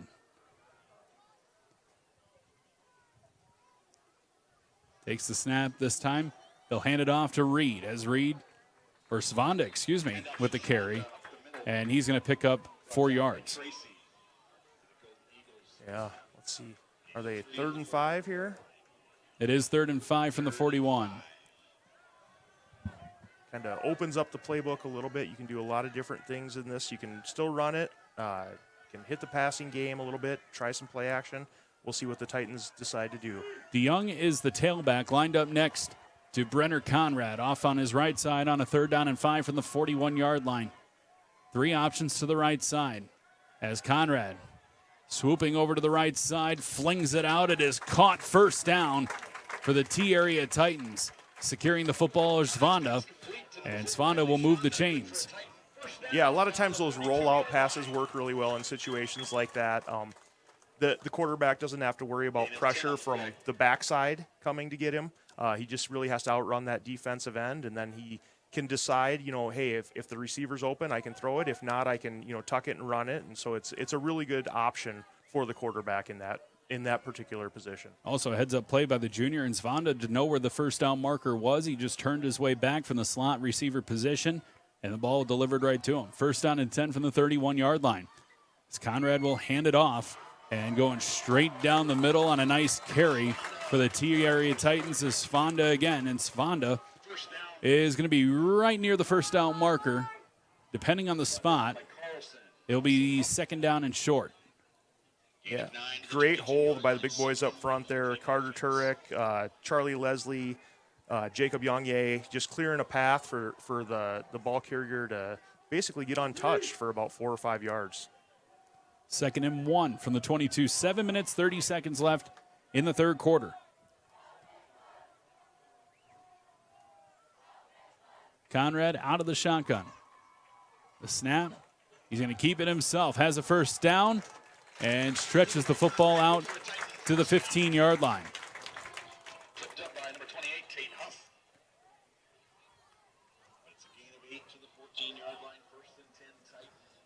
Well, Titans with another first down. They were able to make it down in this position several times in the first half, but weren't able to capitalize too often. So we'll see if they change up the play calling a little bit down in this red zone or green zone or whatever you want to call it. Looking to extend the advantage, leading 14-7 with under 7 minutes left to go third quarter. Under center goes Conrad. First down and 10. Conrad, maybe a little bit of a late snap, goes to hand it off, and Reed is tackled in the backfield. Tackle made, that time on the interior, and getting the tackle will be Samson Flacus. Yeah, great play by Flacus there. Just beat the blocker, made a shoestring tackle in the backfield, causing one of the first, we haven't seen too many lost yardage plays by the Titans, and that was one of those. 2nd and 11 from the 15-yard line. Conrad taking his time Another just half of a second late snap given to DeYoung. DeYoung's going to pick up 4. And I feel like I'm not dreaming this, where the ball is just a half a tick behind of everybody else moving.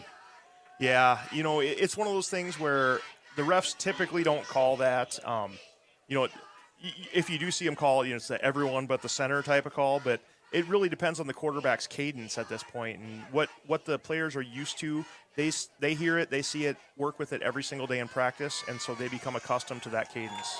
It is 3rd down and 7 from the 11-yard line. 2 receivers right side, and a penalty flag flies. Will be a false start against T. That was going to be a pass, and it looked like the wide receivers got off a little bit early on that one. Brock Ellingson, the guilty party on the penalty, lined up at the wide receiver position. Makes it 3rd down and 12. The clock continuing to run, 5:17 and counting. Here in the 3rd quarter.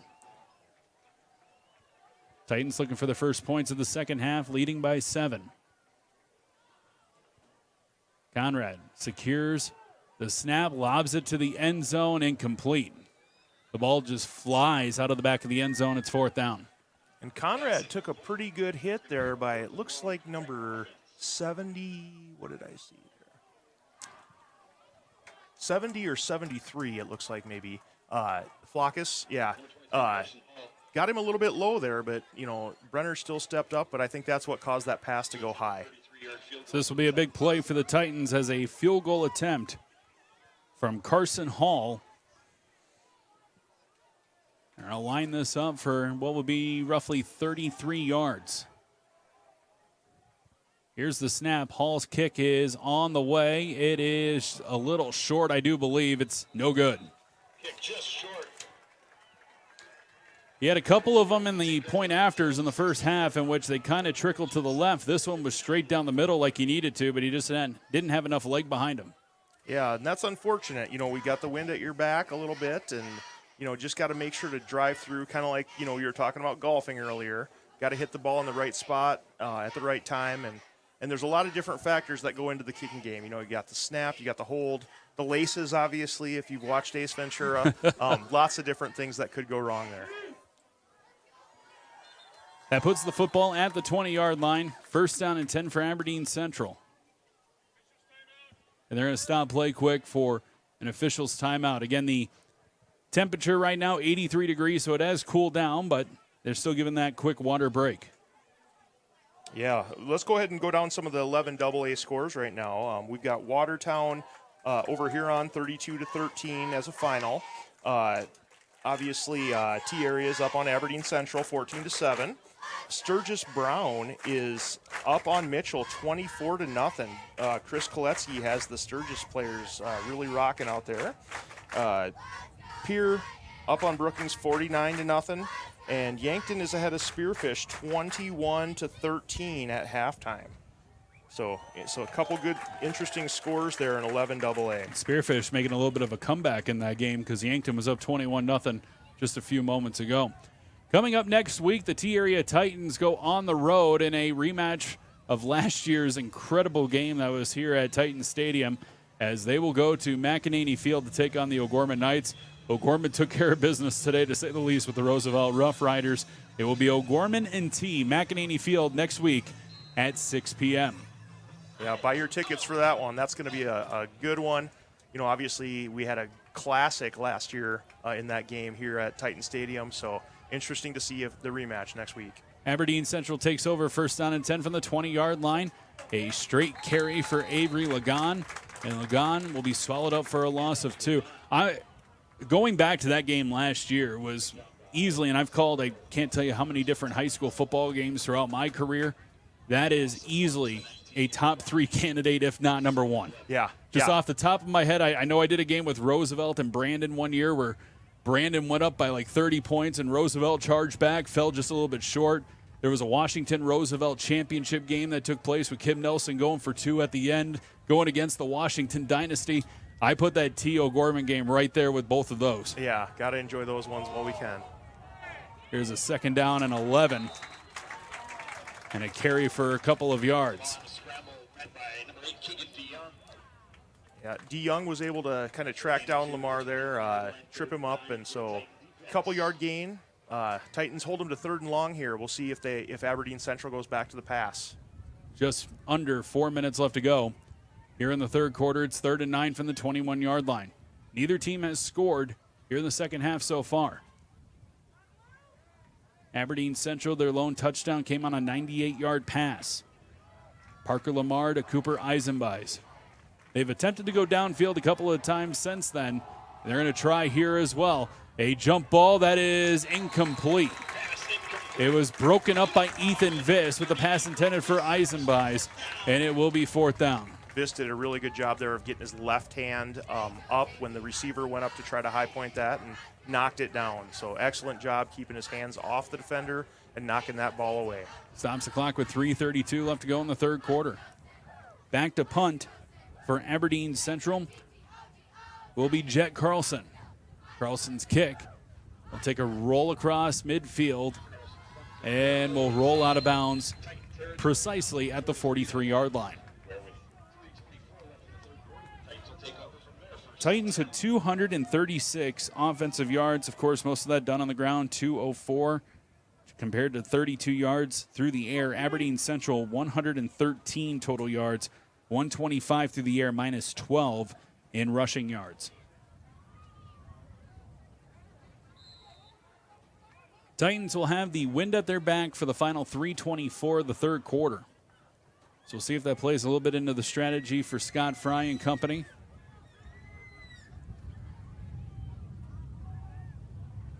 Three receivers to the right side. Option play, they've done it quite a few times tonight as DeYoung gets the pitch, rolls out to the far side, finds a little bit of a seam outside the numbers, but a penalty flag is down at the 47. I think that was Riley Sfonda with a block in the back. We'll see if that's what they called, but that's what it looked like from up here.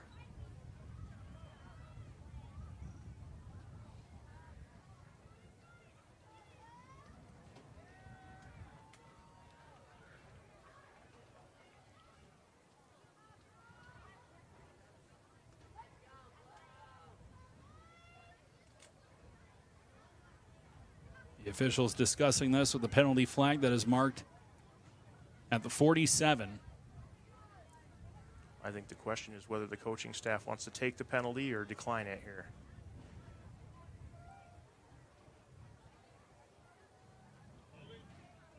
It will be a holding call.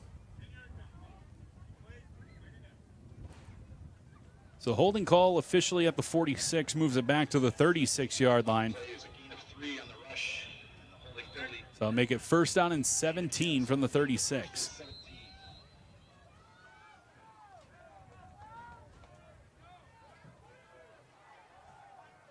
Three receivers sent to the left side.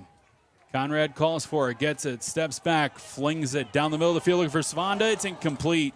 Just missed him. Coverage put on by Cordell Rydchik. Yeah, and you know, now we've got this 3rd and long situation for the Titans, and that's an interesting play call there. You know, second and long. Yep. Do you want to go deep? What do you want to do? So, I don't know. We'll see what the Titans come up with on this play right here. On the 36-yard line, clock stop, 3:09 left to go, 3rd quarter. 14-7 T area.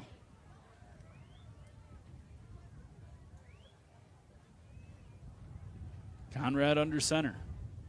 Snap, fakes the handoff, option play, nice fake, and Conrad is off. He's going to get a 1st down as he crosses midfield across the 40 to the 35-yard line, pushed out of bounds. There's 3 Aberdeen Central defenders over there, but ultimately getting his hands on him and getting him out of bounds is Braden Comstock, but a nice play on the field for Brenner Conrad.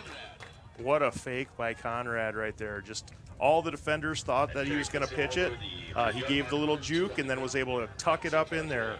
Phenomenal athleticism and that phenomenal run by Brenner Conrad. Conrad now over 100 yards rushing. He has 102 on 12 carries.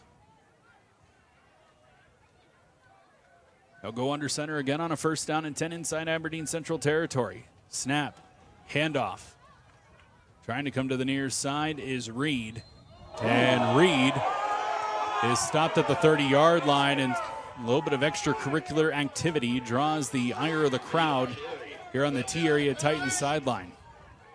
Yeah, I think the issue was, we had a defender trying to get the offensive lineman's hands off of him. Took a little bit of a swing with his arms, and it happened to be right in plain view of the entire T sideline. So that's kind of what everyone was oohing and ahhing about right there. Defensive tackle Aiden Giese has head towards the bench. Looks like he's just going to calm down over there. 2nd down and 9 from the 30-yard line. Conrad calls for it.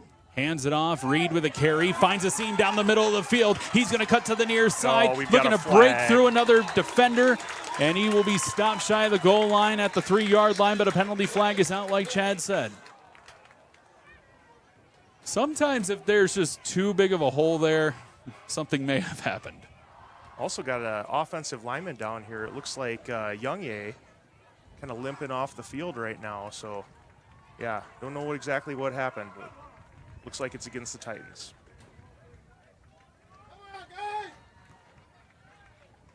Just keeping an eye on Jacob Youngye as he's on the near sideline making his way towards the trainer's table. He's actually just going to sit on the bench for a moment.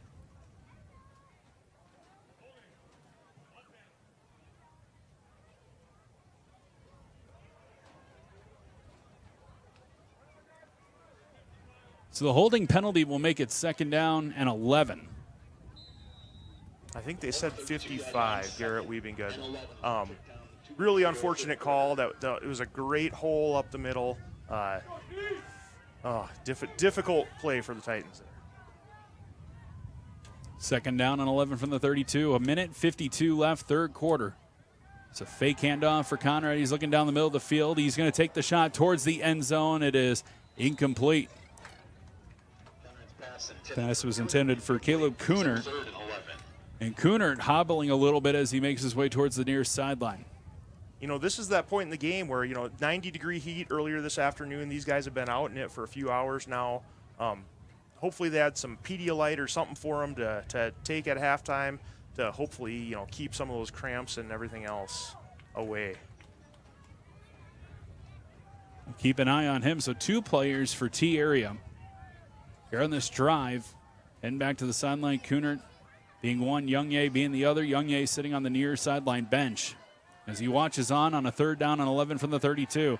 Conrad rolls to the right side, looking down the field, pressure coming, evades a tackle, and is swarmed at the 30. Will be 4th down. And Chad, I think I know why you made that sound. It looked like Keegan DeYoung may have got away with a hold. Yep, got away with a hold on the edge there. I thought for sure they were going to call it, but, 3rd and long changes into 4th and long here, so it doesn't really hurt the Aberdeen Central cause too much. They probably would have declined that penalty anyways. 4th down and 9 from the 30-yard line. The clock at 1:10 left of the 3rd. Titans will go for it. 3 receivers to the left side as Brenner Conrad 4 of 11 passing in the game. Conrad back to throw. 7-step drop, rolls to the near side, flings it incomplete over the head of his intended target and Riley Svanda. Well, once again, another missed opportunity for the Titans offense, turning it over on downs, into Aberdeen Central territory. So, still stuck at 14-7 here. 1st down and 10 for Aberdeen Central. 52 seconds to work with in the 3rd quarter, and then they get the wind at their backs.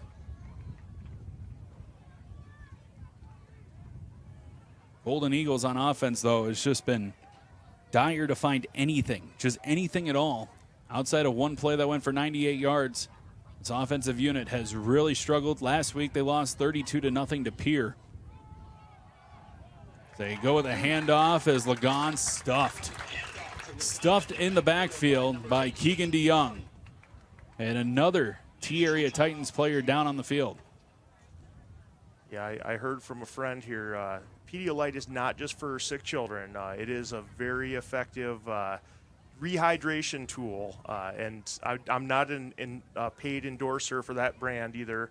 I know there's other brands that make that same product as well. Titans player shaking up. We'll see if we can keep an eye on him. Looks like just a cramp situation, but hopefully that's just the extent of it. Titans training staff is getting quite the workout here in the third quarter.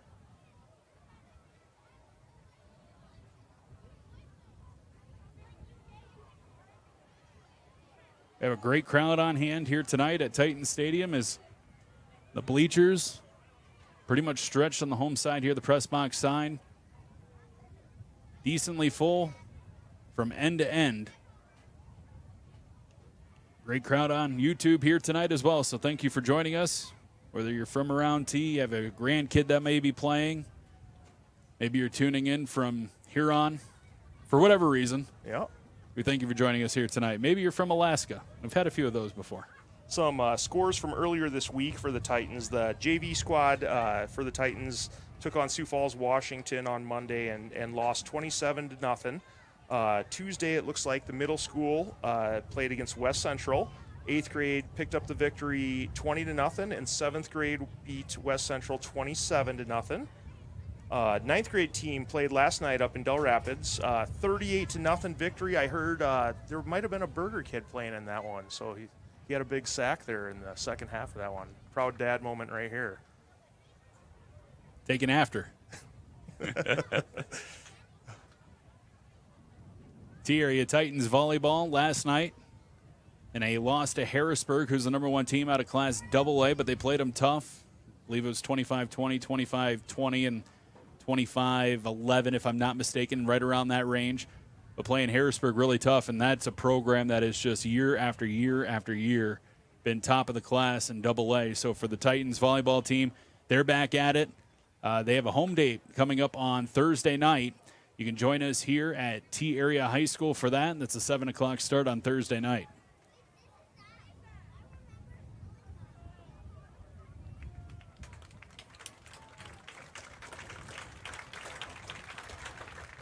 Looks like that's Carter Turek, who is shaken up for the T-Area Titans, and player that goes both sides of the football for the Titans. He is the center on the offensive side, and then on the defensive side, he plays that defensive tackle position.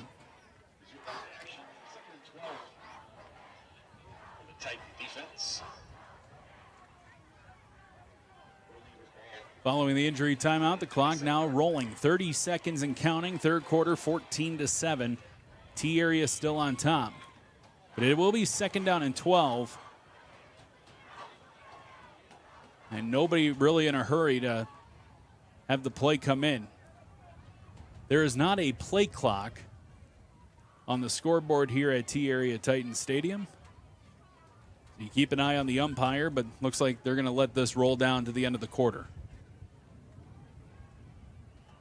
And they will. Fourth quarter on the way next. Nobody has scored in the third. We go to the fourth the same way. It is the Titans 14, Aberdeen Central 7. We're back in a moment on the T-Area Titans YouTube channel.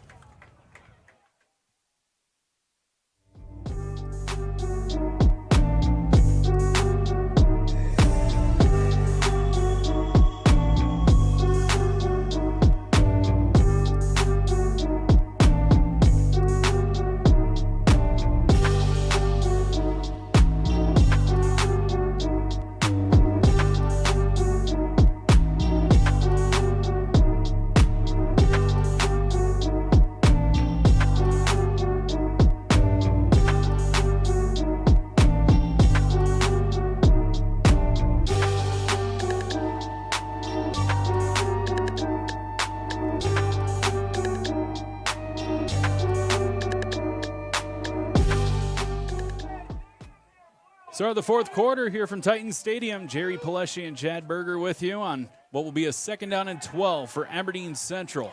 Trailing by 7, they take a shot down the field, incomplete.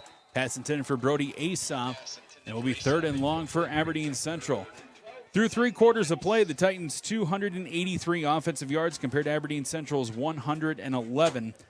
As leading the way for the T-Area Titans, Brenner Conrad throwing the football. He's 4 of 12 for 32 yards and a touchdown. Rushing the football, 104 yards on 13 carries. On the other side for Aberdeen Central, most of their work on the offensive side, one play, as Parker Lamar had a pass to Cooper Eisenbeis that went for 98 yards.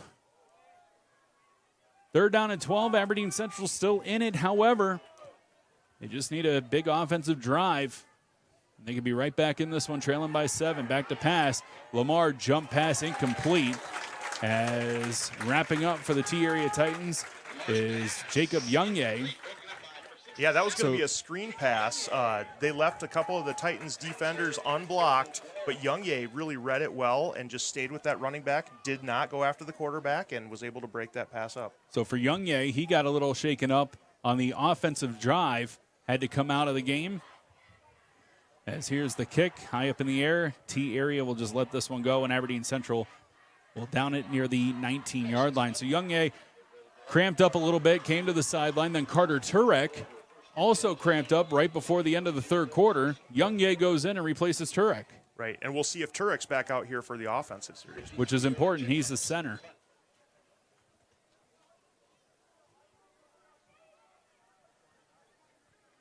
So we'll see if that affects the Titans' offense.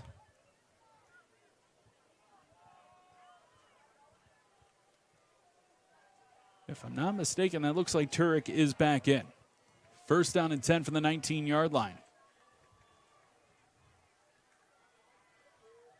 Conrad off the snap, hands it off as Vonda breaks way from 1, stiff arms a man to the 30-yard line. It's a nice carry and a pickup of roughly about 8 yards or so, depending on the spot. At this point in the game, it looks like a 1st down. Yeah, they even got a little more. At this point in the game, those defenders are getting a little bit tired. You know, they might get their hands on the ball carrier, but they really need to focus on wrapping up and bringing that ball carrier to the ground. These Titan offensive backs are just too strong and too fast to just try to arm tackle them. It's officially a pickup of 12. 1st down and 10 from the 32.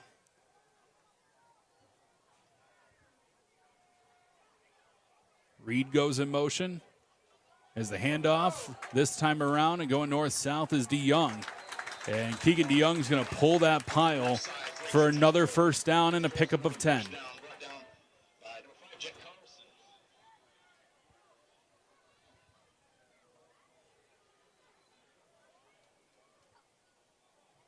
They are instructing the chain gang to move. So it is officially a 1st down. Keegan DeYoung now 10 carries for 72 yards. That's always tough for the chain gang. They have to wait for the official to signal that it's a 1st down before they move. Otherwise, they don't like that if you move the sticks before they make that signal. 1st down and 10 from the 42. Leading by 7. Titans go with the option play as Conrad will keep it himself. Fake on the pitch when he was near the 45-yard line. That gives him an extra 5 yards. Yeah, Titans back-to-back 1st down runs, just wearing down the Aberdeen Central defense right now. A couple of the defenders were a little slow to get up on that play. We'll see if this has an impact on how the Titans are able to convert on this drive as well. I know a lot of people would say like an option play can be a little fancy, but for T, this is not fancy at all. This is just straight run the football, milk that clock as much as what you can. You get a score here, and you've really kind of put this one away on Aberdeen Central as offensively they've had nothing. Right. On the 40-yard line of the Golden Eagles. Titans with the snap. Conrad looking down the middle of the field, takes the shot. A jump ball. It is broken up, incomplete. Pass intended for the T-Area Titans wide receiver, Brock Ellingson. It was kind of ripped right out of his hands. The big boys up front are saying, let's keep running the ball. We were doing great. Let's keep running it. Throw a pass in there, try and mix it up a little bit for the defense to keep them honest. But I expect the Titans to go back to the ground game here. Clock stop, 10:19 remaining in the 4th.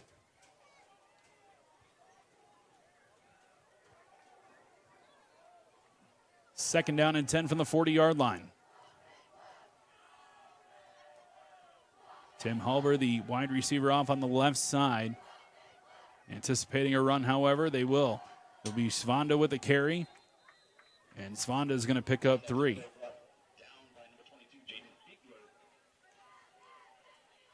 one of the offensive linemen I haven't mentioned a whole lot this game is Cody Peterson. He's starting as a sophomore out there, 6'3", 206-pounder right tackle, doing a good job for the Titans.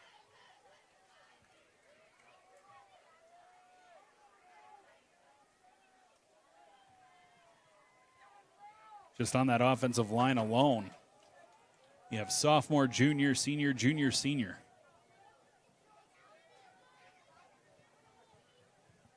Third and 7 from the 37. 2 down linemen this time for Aberdeen Central. Snap. Conrad keeps it. He's tripped. Tripped and dropped. Gain of a half a yard. Those big boys up front for Aberdeen Central getting a hand on the ankles.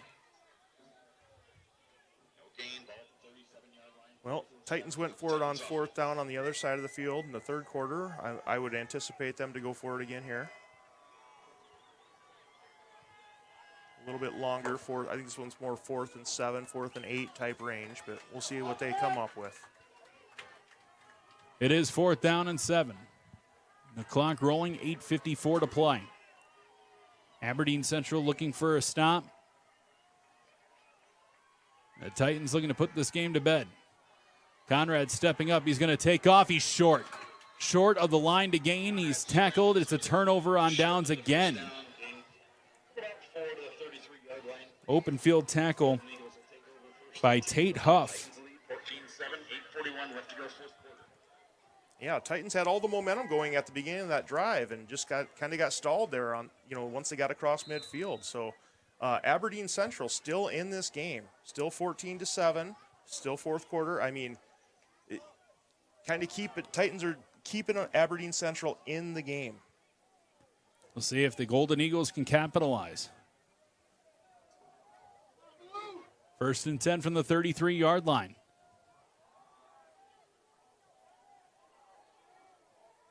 Lamar bobbles the snap, pulls it down. He's just going to try to make something out of nothing. Keegan DeYoung is right there to meet him.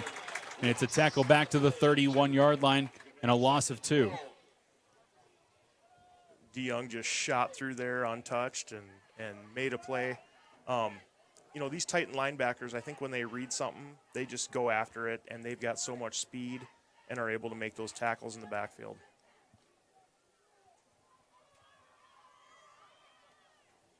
Parker Lamar, the quarterback for Aberdeen Central, does the exact same thing that Brenner Conrad does for T-Area. Runs all the way to the far sideline and then comes back in. And why that's important now is that the clock continues to roll. We're under 8 minutes left to play in the game. Lamar back to pass. Fires near sideline, incomplete. Pass intended for Brody Asaw.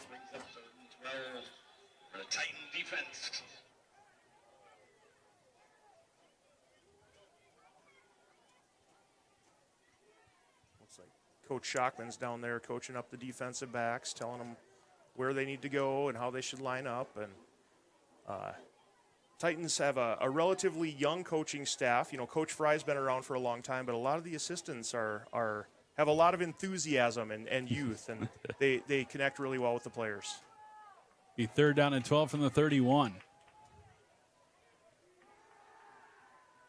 Back to throw. Goes Lamar. He scrambles to the near side, still looking down the field. Pressure coming. They're going to get to him at the 35-yard line. Doing so is Sam Wordle. You mentioned some of those assistants and that staff for T-Area with Brent Johnson and John Neeson. Mason Those Scheidegger, guys, if you meet them, they will tell you those guys are balls of energy. Yep. Scheidegger's a big guy who played at USD as well. So I mean, they've got size, they've got youth, they've got enthusiasm. It's very fun to watch those guys. Aberdeen Central will punt the football away on what was a 4th down and 8. The Titans will let it go, and they're trying to get Ethan Viss to touch it. And ultimately, Aberdeen Central will down the football inside the 20-yard line. Titans coaching staff looking for maybe a penalty flag. Nothing will be called. It will be Titans football with 7:26 remaining. The officials are going to take another quick break. That water break down on the field. Again, coming up next week, T area on the road. They take on O'Gorman. That is a 6 o'clock start time at McEnany Field. Guessing a packed house at McEnany Field next week for that one. O'Gorman with revenge on their mind following last year's game. Next time the Titans will be at home is 2 weeks from tonight as they take on Douglas. That is the homecoming game for T area, and that will have a special 6 o'clock start time. Other home games for the Titans this season include a matchup against Yankton on September the 22nd, and then the big one, at least for those that are looking for the matchup here at home. It will be Pierre and T area. They will meet on October 13th at 7 p.m.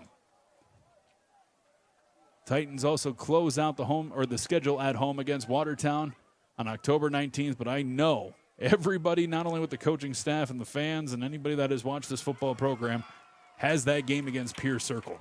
Yeah, a lot of football between now and then, so I think the Titans have a lot of room to grow before they have to take on the Governors later on this season.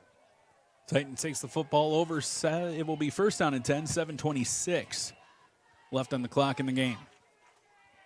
Conrad will hand it off. On the carry is Keegan DeYoung, lowers the shoulder across the 30-yard line. It is a gain of about 14 yards and a first down. Depending on the spot, it looks like it's being marked near the 32. Once again, the Titans go back to the ground here. Big carry by DeYoung, 15 yards on first down. Moving the sticks, keeping that clock rolling.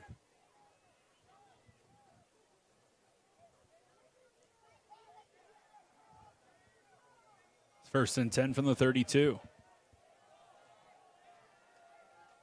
3 receiver set left side. Handoff given. DeYoung with a carry again.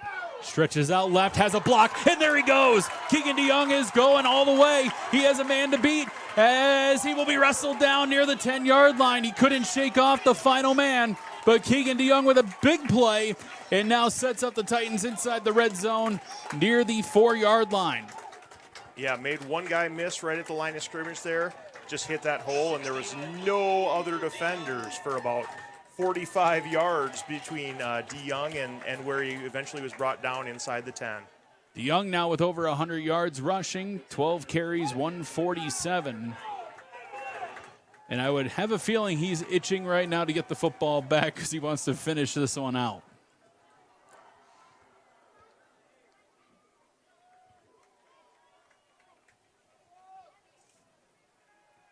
Sam Wordle is in at the tailback position for the Titans. First down and goal from the 8-yard line. Conrad snaps, fakes the handoff. Conrad keeps it, finds the lane, and there he goes for the touchdown. A beautiful fake, and Brenner Conrad gets back into the end zone and makes it 20-7. Yeah, that was one of those, zone reads. Brenner had to pull it from the running back and was able to find a seam up in there, and he wasn't going to be denied on that one. Officially now 17 rushes, 134 yards, and 2 touchdowns for Brenner Conrad.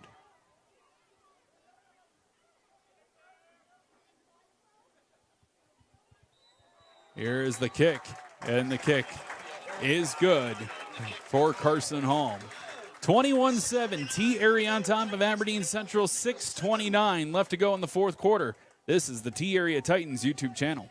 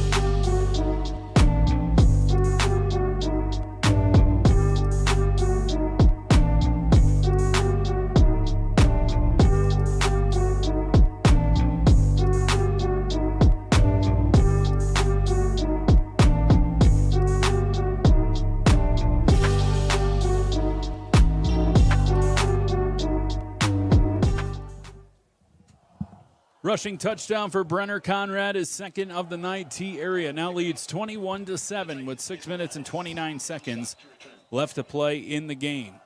Thanks for joining us here tonight on the T Area Titans YouTube channel. Jerry Paleshi joined alongside by Chad Berger. Titans crowd be able to get the Seven Nation Army chant going here. Somewhere Jeff Turn is smiling. That would be in West Central land. We don't need to talk about him. It's on the ensuing kickoff. A return for Aberdeen Central, and Cooper Eisenbeis will get the football out near the 33-yard line. Well, that was a huge touchdown for the Titans. You talked earlier about maybe putting the game away. With Aberdeen Central's kind of lack of offense so far this game, the one big play, do they have enough firepower to make up that 2-score difference now? That's the question. Just about 6.5 minutes left to go.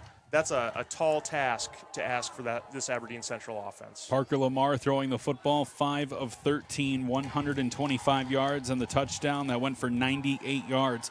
If you look at his receivers so far in the game, you have Austin Erickson with 2 catches for 9 yards, Joey Dahlman with a catch for 2, and Avery Lagon with a catch for 16. Lamar back to pass. Pressure coming, rolling to the near side. Would need to square his shoulders to throw. He's still looking down the field. Pressure coming in, takes a hit at the 31-yard line with the shoulder being lowered and hit by the T-Area Titans and Jessen Wiebinga. And there is a penalty flag that is out. That flag is back on the far side of the field near the 23-yard line. Yeah, and if that's a holding, that's actually 10 yards from the spot. And that's quite a ways behind the line of scrimmage. So I think the Titans are going to take that one.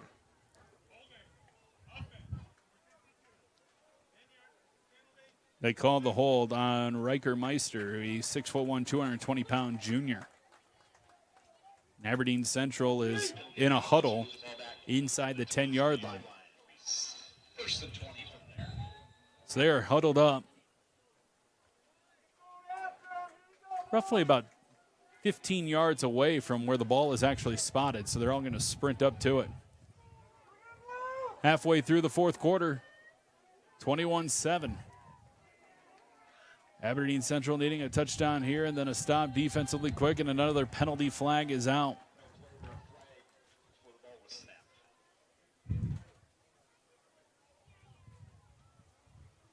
This Titans team last week was tested up in Huron. They led 27-0, and then Huron stormed back, and it wasn't just through the course of the second half. It was within what felt like an 8-minute window. Yeah, it was quick passing plays, kind of like we saw earlier from Aberdeen Central, just that big play. But Huron was able to do it, multiple times throughout that second half. And, we haven't seen that quite the amount of firepower here tonight out of Aberdeen Central. Of course, for the Titans, they want to prove that was not like them at all, as this pass is picked off, I believe. Riley Svanda pulled it in, and it will be a turnover.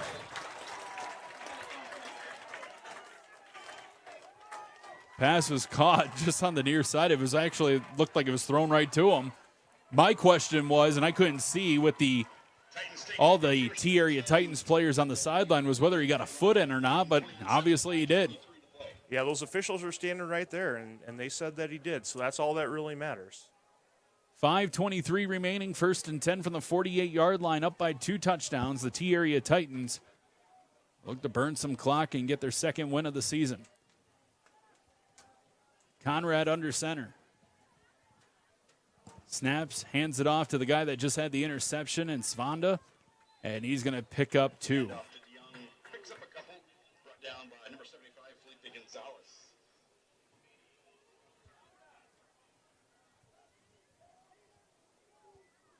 Svanda now in the game rushing with 8 carries for 45 yards. Chad, didn't know it was your birthday. Not yet. Must be someone very important down there. T-Area students leading a happy birthday song to somebody. That's why you come to the games, Jerry. Got to live in that atmosphere. 2nd down and 8 from the 46. It's another carry for Swanda. This time a 1st down and a little bit more as he's across the 25-yard line, marked down at the 28. That left side of the offensive line getting it done again. Just great blocking over there, huge hole. Running backs, aren't even touched for 4 or 5 yards. Just phenomenal blocking up front by the Titans. Maybe I should read the down or the field markers. It's at the 34. I gave him some extra yards. Nonetheless, 1st and 10 from the 34. 4 minutes left to play here in the 4th quarter.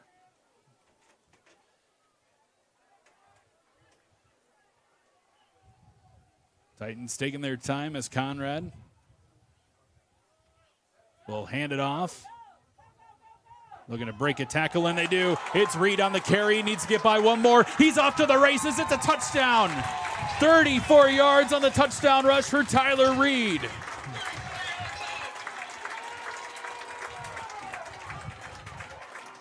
What an individual effort by Reed there. The Aberdeen Central had him wrapped up. He was able to kind of spin and juke out of there a little bit, and then just was able to turn on the jets and use that speed to get to the end zone. Extra point will be attempted for Carson Hall. As here's his kick, it's on the way, and this one is good. 28-7, 3:41 remaining in the 4th quarter. It's all Titans on the back part of this one as you're listening to the T-Area Titans YouTube channel.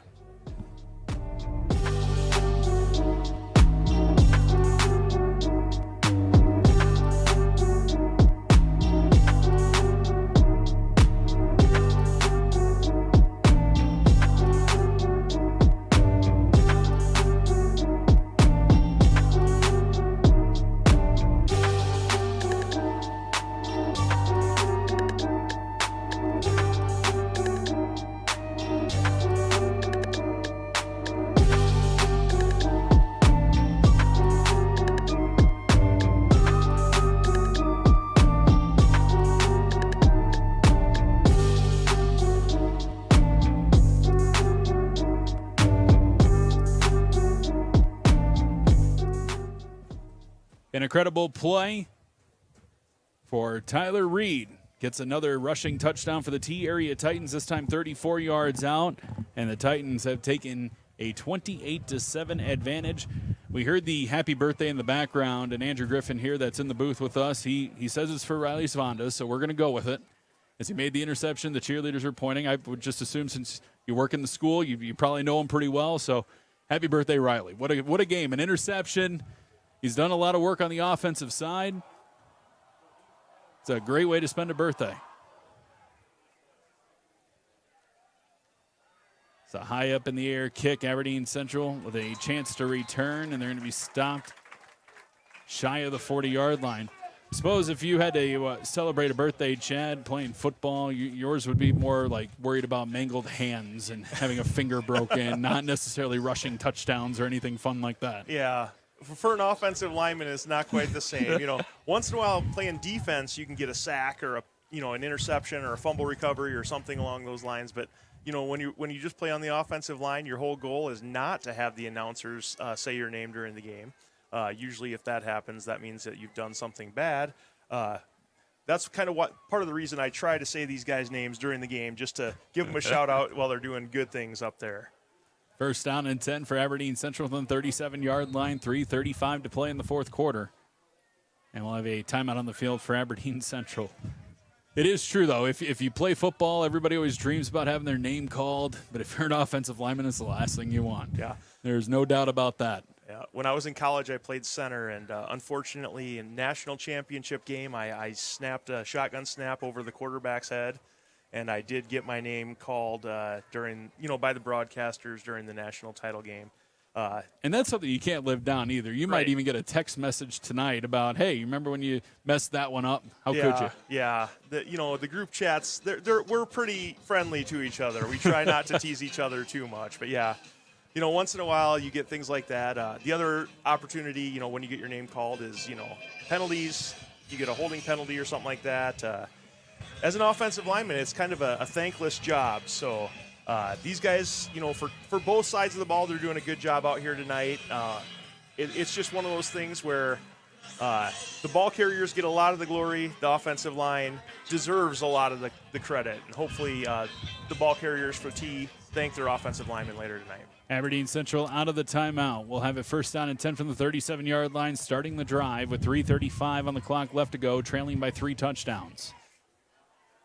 Back to pass goes Lamar, stepping up, trying to roll, and he is brought down behind the line of scrimmage, just waiting for him on probably what was one of the easiest ones that Chase DeBoer could have from the defensive end position. But unfortunately, he looks like he is down on the ground and being tended to. Chad, for this T-Area Titans team, they kind of break away here towards the end. 2 quick touchdowns here in the fourth quarter, but Aberdeen Central had their chances. They had their opportunities. If you're Scott Fry and you're going into that game against O'Gorman, a Class 11 AAA opponent next week, you're playing on the road, it's, in a way, you still go in feeling like it's an uphill battle and one of those games where O'Gorman's looking for that revenge. But if you're Scott Fry going in, I think there's a lot of things you can look at on film from this game to say, hey, we got to clean this up. But I think there's a lot of that resilience factor late in the part of this ballgame to just take control and use that momentum forward. Yeah, T wasn't punching in those drives in the first half, even early in the third quarter. And then all of a sudden here in the fourth quarter, they've done a good job, kind of developed that kind of killer, finishing mentality, able to punch in a couple touchdowns, finish off some good drives, and that's really, some positive things going into next week's game. Of course, once this one is put to bed, Scott Fry will turn his attention to O'Gorman, and there is a lot of history with Scott Fry and the O'Gorman Knights from his days of coaching at Roosevelt under Brent DeBoer to his kids going to O'Gorman at the same time. There's a lot of history between those two. Makes for a fun little rivalry. Absolutely. Second down and 14, nowhere for Aberdeen Central to go. Can hear that wind. We're getting some of that movement here in the press box. That wind has not died down throughout the course of this game. Got the moon poking up over top of the high school right now. Kind of neat view up there. Jerry, you were pointing out at halftime the sunset behind us. Absolutely gorgeous night here tonight. Just a little bit of wind, but other than that, it's a great night for football. Yeah, once the temperature dropped, it went down about 10 degrees pretty quick. It's, for all these fans that came out, it's better than being bundled up, in my opinion, and dealing with like 30 degrees. Here's an errant snap, and Aberdeen Central and Parker Lamar will just jump back onto it. But it will be inside the 20-yard line. And it's 4th down and a mile with 2 minutes and 17 seconds to go. And we'll go ahead and just not mention the name of the center, okay? I'll leave that to you. This is a bad position right here. 4th down. Even if Aberdeen did want to try to sneak back into this game, there's absolutely no play for 4th and a mile. 4th and 28 to be exact. Here's the kick, a nice punt. Straight down the way, it is returnable from the 28-yard line, as trying to find somewhere to go with the football was Ethan Viss. And Viss is only out to the 31 or 32. I was about to say if it was 4th and 26. I've seen that happen before. What a good open field tackle there by Aberdeen Central. Viss had a little bit of a lane if he could have got by that one, but, great job of the defender by wrapping up his ankles and not letting him get into that open field. That was a nice punt from Jet Carlson, that one going for 54 yards. It is 1st down and 10 from the 32-yard line with 1:43 to play. Aberdeen Central, if they were to elect to use them, has 2 timeouts remaining.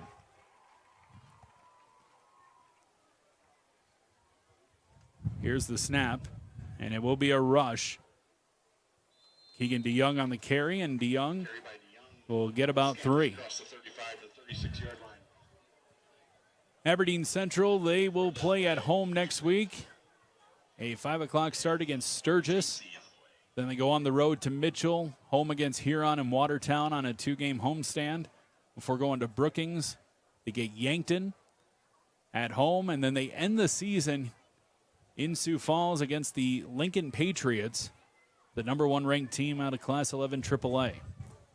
Sturgis is up 38-6 right now on Mitchell with 4 minutes to go. So that's, Chris Koletsky has those guys playing good ball right now. That's going to be a tough one for Aberdeen Central next week as well. 2nd down and 5, and T ran the ball on 1st down, saw that Aberdeen Central was not electing to take any timeouts. They just take a knee.